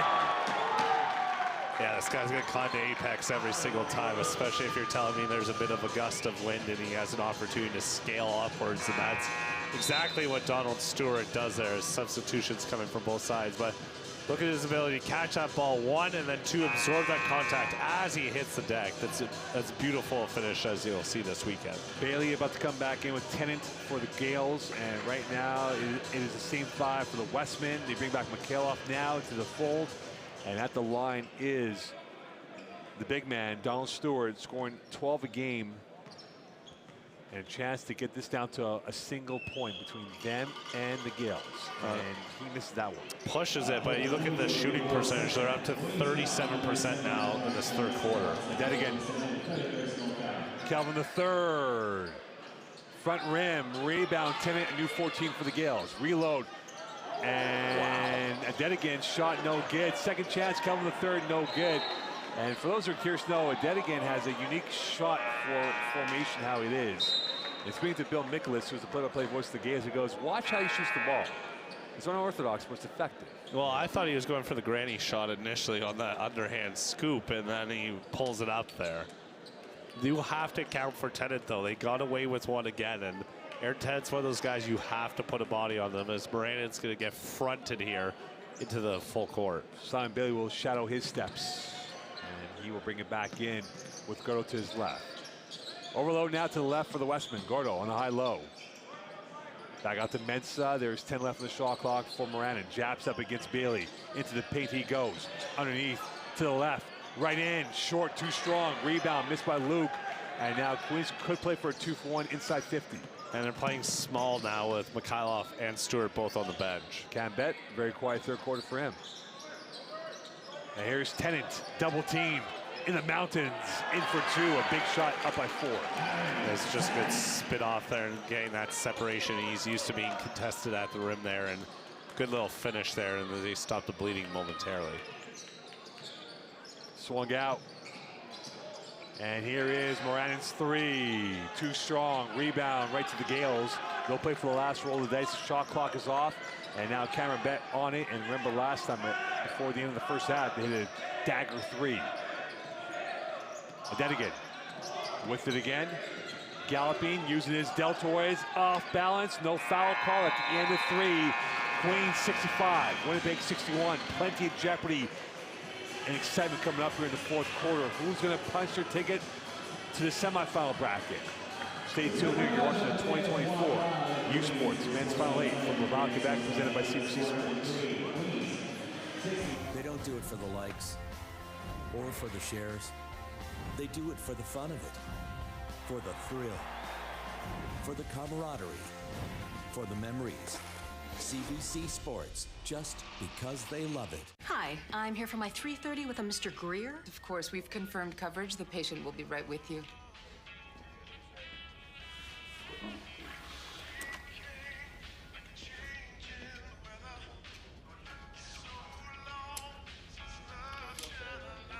Dr. Patel, the patient will see you now.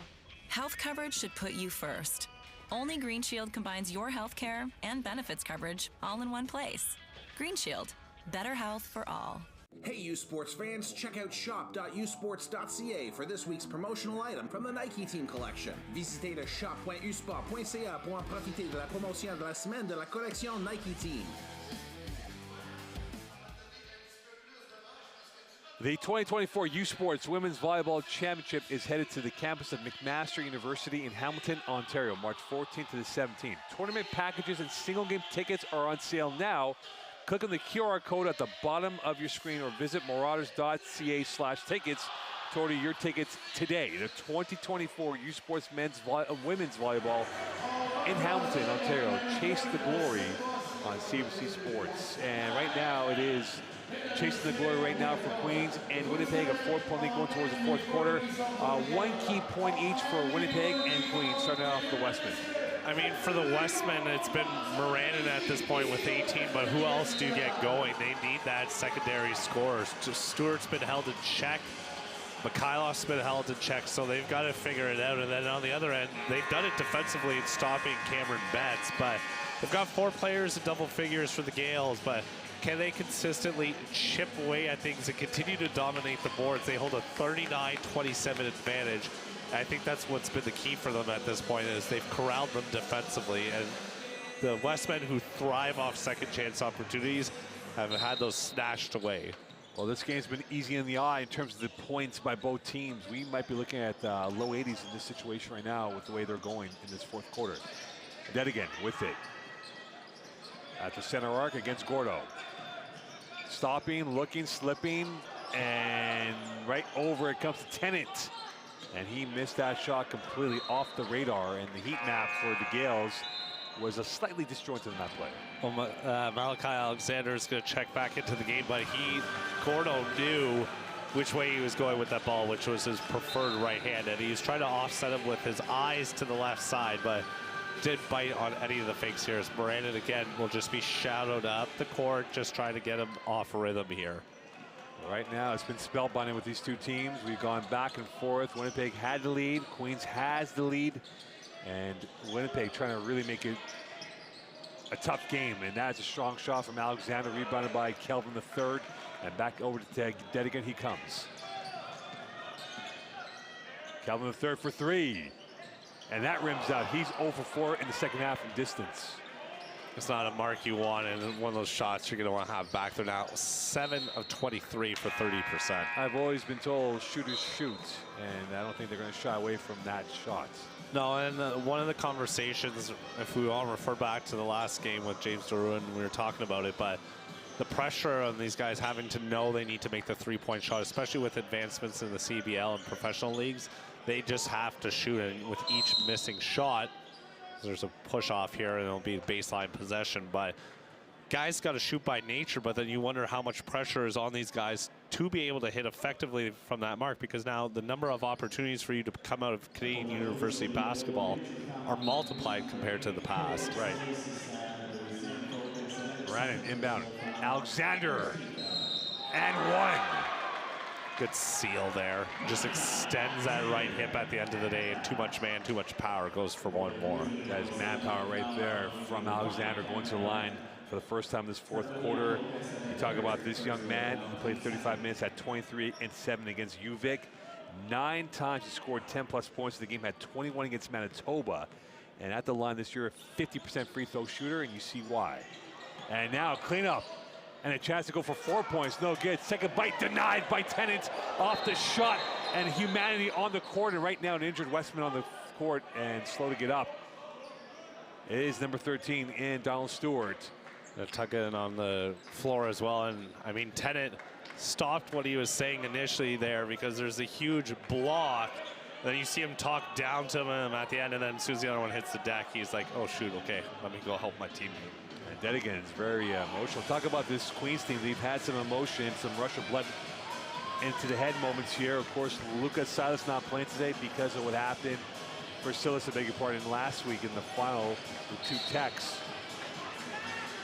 Not good timing, to say the least. You wonder, sometimes you wish it was like, the soccer rules where you move to the next round of competition. It clears off the yellow cards. And right now that clear off does not help. And this is going to be one-way traffic going the other way. Yeah, so Stewart gets the call on the previous possession, and then he gets called for the push-off at the end there. And you see the foul discrepancy. I mean, Queens has 21 fouls committed, and that'll be only the 11th for Westman. Well, make it 12 for the Westman. And this is going to be on Moranin as he impeded Cameron Bett, who's had a very peripheral effort in the second half of play for the Gales in this action. I mean, they still have 4 guys in double figures at this point, but it's been a quiet first minute 20 with the 2 sides combined for only 2 points. Here is Bett, watched by Moranin, 2 of the maestros of this offense. Silas in, Silas stopping, popping, in for 2. And he's a man who can create off the dribble. The hesitation on the 2-3 zone just beats Gordo on the inside. Gordo again. On the turn, ricochets right back to McAuliffe, who's trying to impede this Queens dominance, and he won't do so on that play, up by 4, and intercepted by McAuliffe, looking like a DB out there for the Westmen. Moranin stopping play. Here is the give and go. Moranin from the flats. Back heel, rebound, flying bodies, and it goes the other way, back over to the Gales. And you see the back-to-back look from Stewart. Well, it's back-to-back, and now it's decision time right now for Mike Rambo, and I think he's going to sum them out here. He's got 4 fouls now, so he's playing with fire here. McAuliffe's got 3, and then you look at the flip side, Tennant, Kelly with 3 apiece, as is Kruger, but really, those are your fulcrums. So the decision time is how long do you let him sit on the bench here with a 4-point deficit? Well, the rest by may not be long because this game's still in the balance. Down by 4 are the Westmen against the Gales. Game number 2. We have 2 more to go this evening in the primetime session of matchups. The pirouette, Silas, absolutely sensational, using the arts and crafts in that play. An extension with the left elbow as he fades away from the basket. Moranin's going to try and work it on the other side. And that's popped up in the air.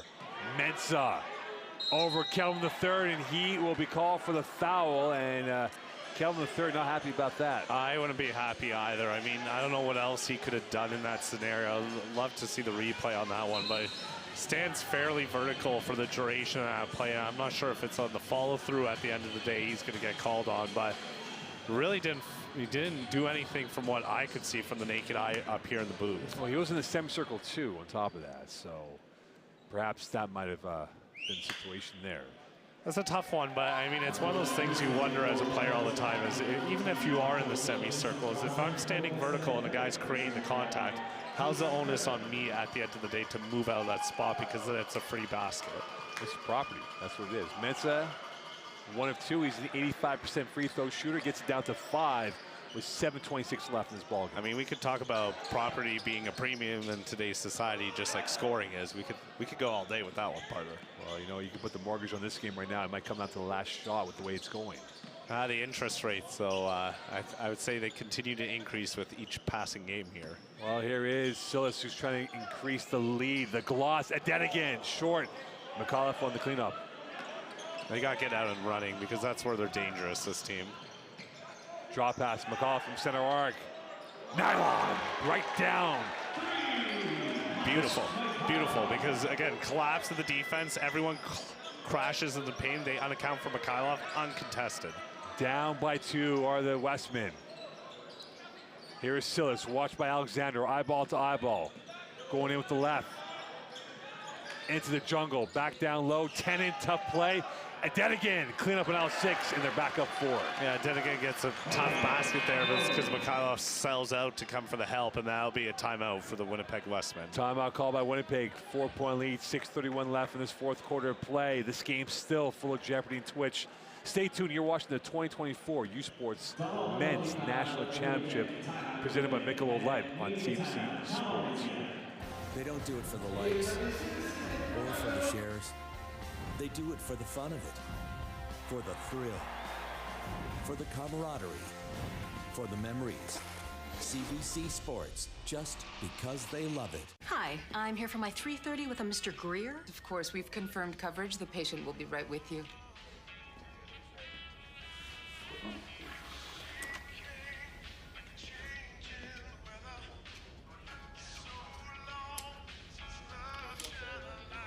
Dr. Patel, the patient will see you now. Health coverage should put you first. Only Green Shield combines your health care and benefits coverage all in one place. Green Shield, better health for all. Hey, you sports fans, check out shop.usports.ca for this week's promotional item from the Nike Team Collection. Visitez le shop.usport.ca pour en profiter de la promotion de la semaine de la collection Nike Team.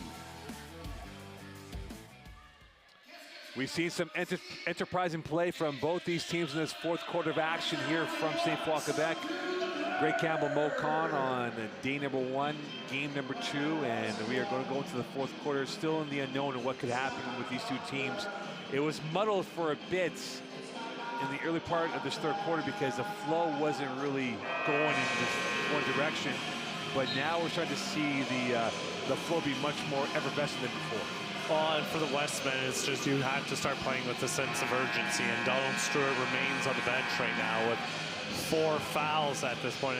So it's going to come down to Mikhail Mikhailov to take the brunt of the work on the inside there, and then as well as for Elijah Mensah, who has got 5 points, 2 rebounds to his name so far. So they're a team that likes to play inside out. Moranin is leading the team with 18 points, but are they efficient enough in the half court here? And we talk about this coming down to the wire. Both teams not great at the free throw mark, and we'll see if it can change down the stretch. Mikhailov with it. Facing up, using his left. Mikhailov will be called for the foul as he gave a shot towards Kruger's chest.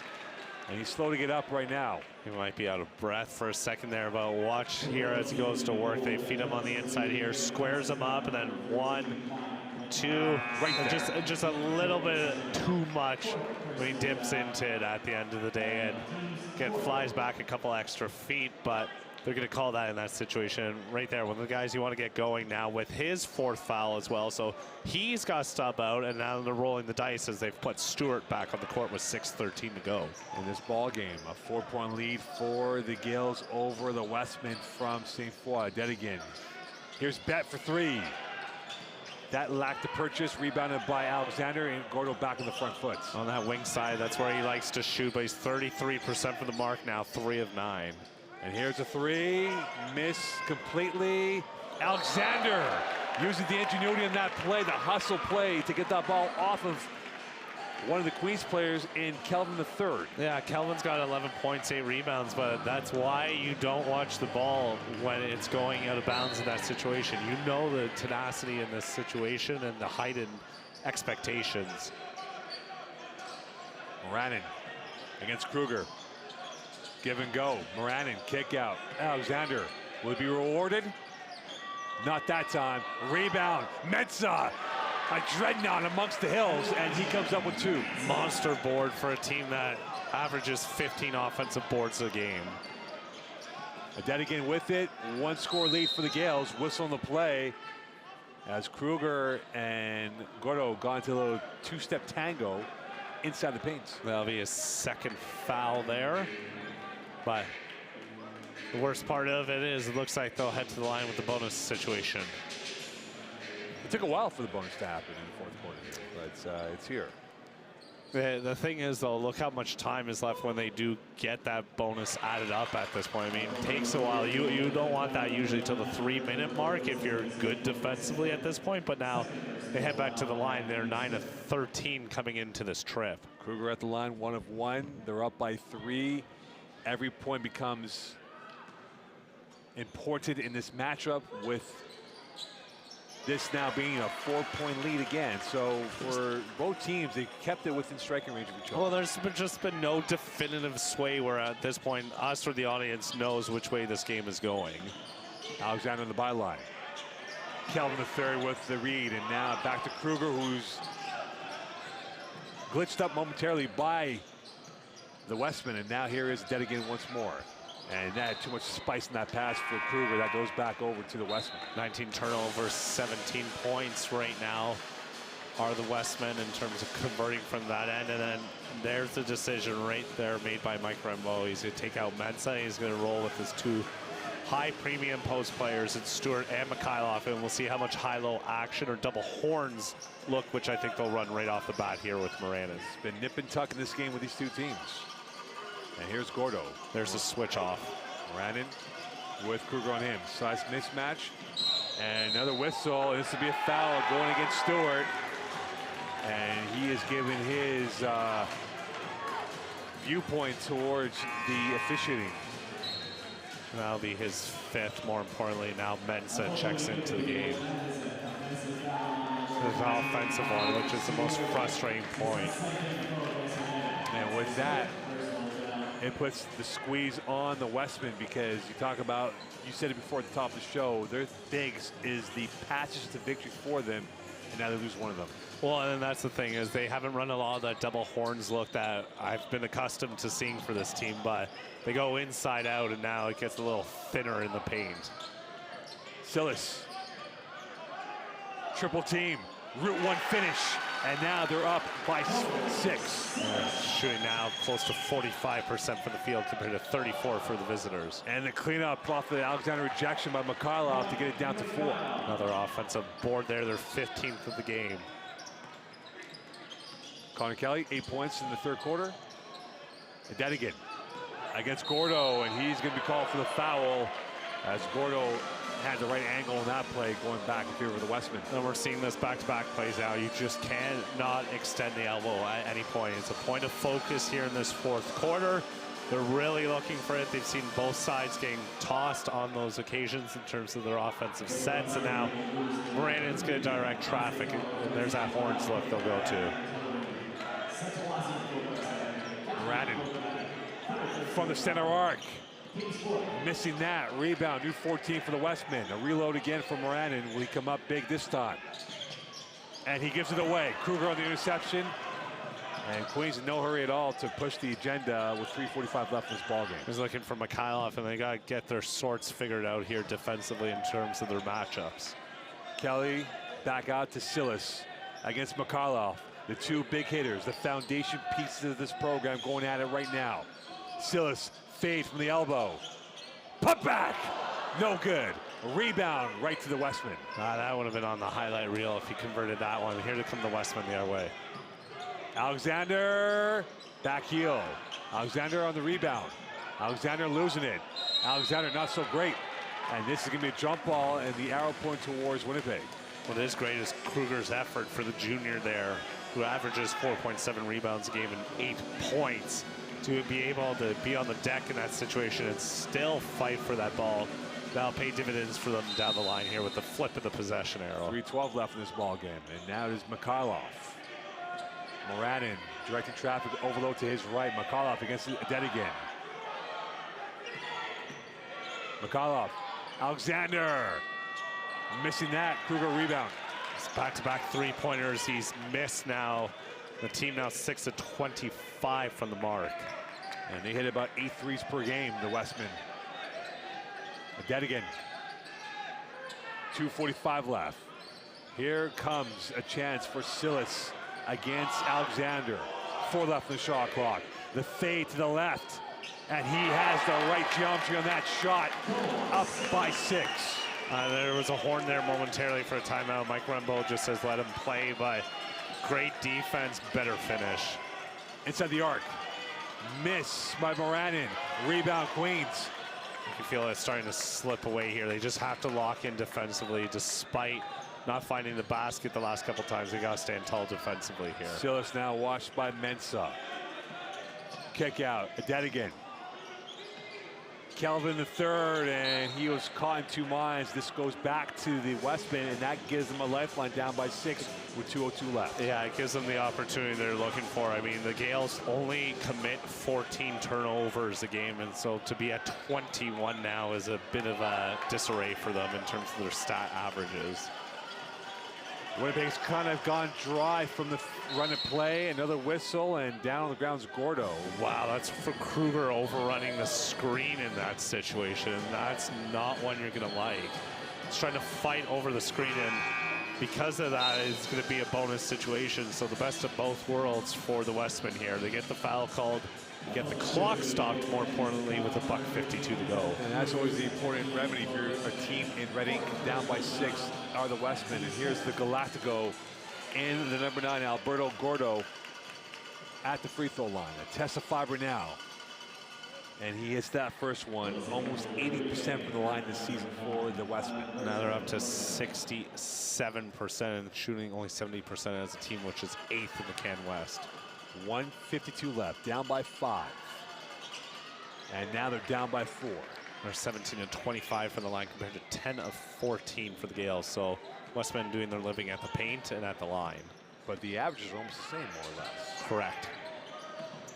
Silas, Tennant, Adedigan, Gordo on him. Overload to the right for Adedigan. Now the lower block, Adedigan faking, looking, pumping, shooting. And Winnipeg gets it back down by 4 with 90 seconds left in this ballgame. You don't have to go for 3 is the more important thing. You can go to the paint, and that's a huge swipe and a miss. Alexander, Gordo from the 45. Back heel, rebound, Mensah. And he's going to be called for the marché, and we go back the other way. I'm going to say spot on the money with a second consecutive offensive board in that scenario. He did it a couple moments ago, but Westminster had to defer and play a good half-court set defensively as they're going to try and allow Betts not to touch it. Tennant will touch it. McAuliffe will veer him off. And now they will circle back. 1:08 left in this ball game. Adedigan. Gordo giving him the left, now to the right. Going back to his left. Kelvin the third. Silas. Adedigan for the kill shot. Put back, no good. Rebound, and it goes out of bounds. 50.1 left, 4-point lead for the Gales. You're not wrong on that setup you were talking about earlier, partner. It's timeout called by the Westmen. Timeout called by Winnipeg, 77-73 lead. Queens up. Could the OUA have 2 teams in the semifinals? Stay tuned here from St. Paul, Quebec, at the 2024 Men's Nationals on CBC Sports.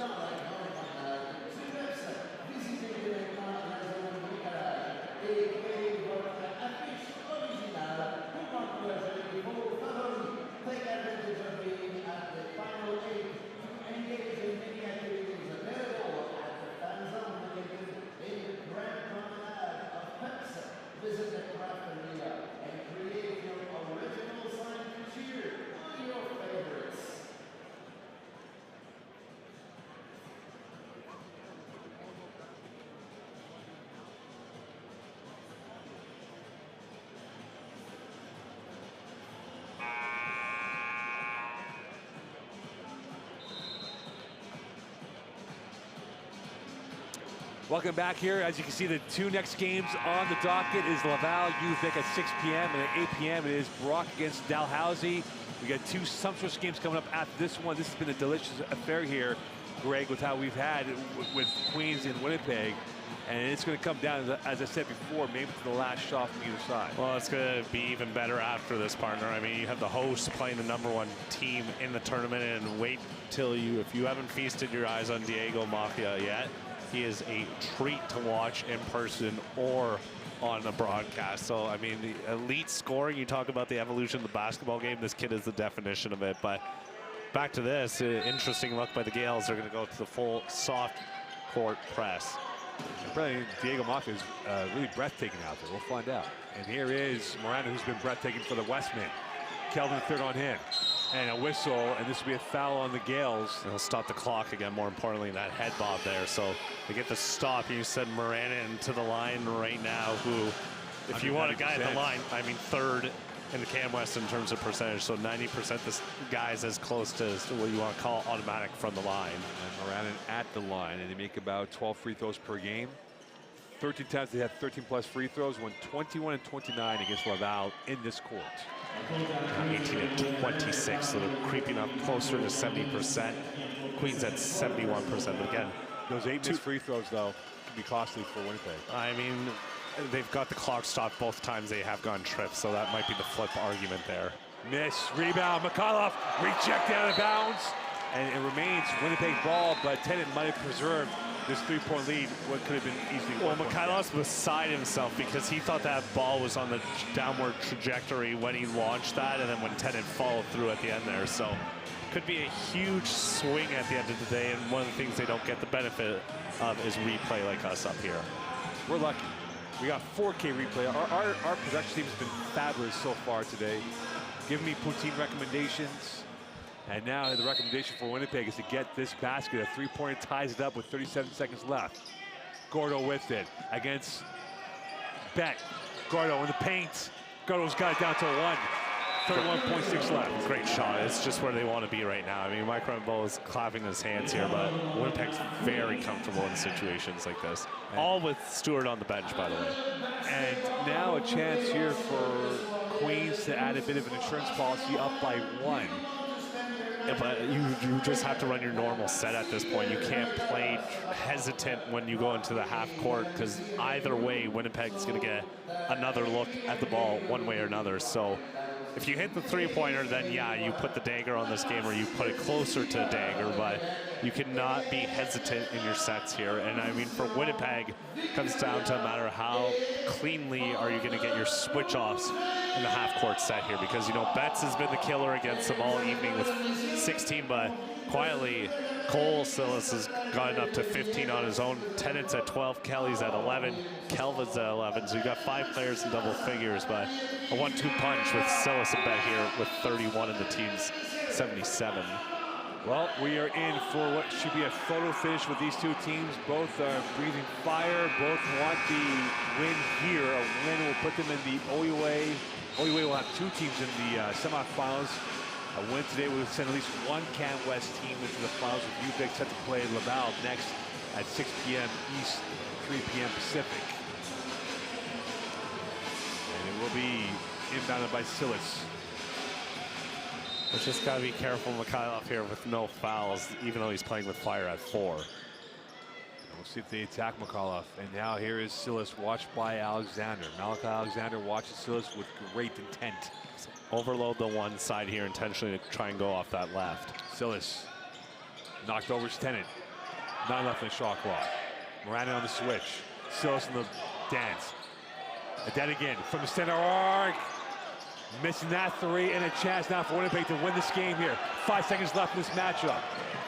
Gordo looking for the win. Rejected. The Heart Attack kids come up with the win. And they win by 1. Silas with the denial. Despair for Winnipeg. See Mike Rambeau yelling to get up that Sean Moran in here at the end, who is in disbelief on the deck as he's looking for the ball. And then Silas with the key block there on Mensah from the land beyond. And talked about defensive tenacity, and defense wins championships. Prime example right there, partner. Great closeout, transition opportunity, and though they couldn't get the timeout and they were able to get into the half court, the Gales stand tall, and the OUA now has 2 representatives in the Final 4. There's a reason why they're top 10 in blocks, Queens, and they got the most crucial block that will stamp their passport to the semifinals, as the OUA has 2 teams now standing, as Queens thanking the basketball gods on what has played out for them today. I mean, they've seen each other a lot too, not to look too far forward to Saturday evening, but these 2 teams are going to be very familiar with each other. So for the Westmen, it's a tough pill to swallow for guys like Sean Moran that came back, Donald Stewart, understanding that this was their opportunity. Let's go to Marc-Antoine Garipi.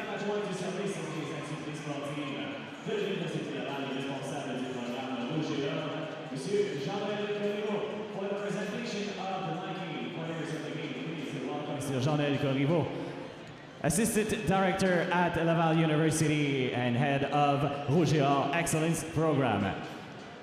Le joueur du match du côté de Winnipeg, the player of the game for the Westmen, le numéro 5, number 5, Sean Moranin.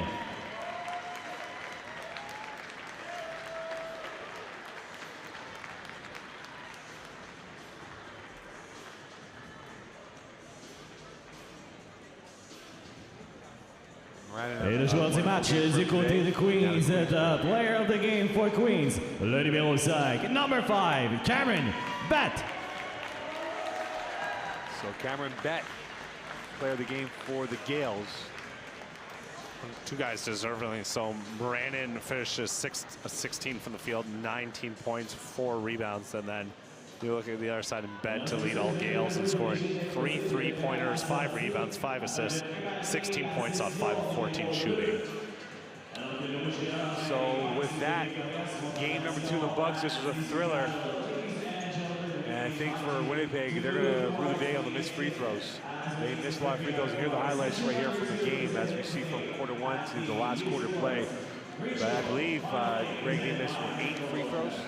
If we look at the final numbers for the Westmen, they went 18 of 27, so 9 missed free throws at this point. But outside, it was that big second quarter where they outscored the Westmen 27-15, which gave the Gales just enough of a cover here over the second half. And it was, again, a tribute to this team to be here without their leading scorer there in Lucas Silas, who is going to make his return tomorrow night in the semifinal action, and that's going to help with the guy who's 10th in points per game at 17 for the Gales. And you talk about the highlights right now, Queens and Ottawa, not much separation geography-wise on the road trip right there with those two teams.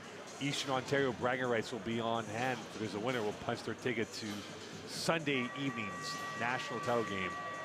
And we have 2 more games to go, as you see right here, as Moranin had a wonderful game, but unfortunately just came up a little bit short. And in that utter chaos of what it was, the shot was there, but Silas just had the longer length. Well, I think it's the shooting early on where they shot 32% from the field. They usually average 43%. So defensive tenacity for the Gales, as we both have mentioned here, just the length for Queens, a big factor in terms of their ability to switch off, their guys being able to play multiple positions.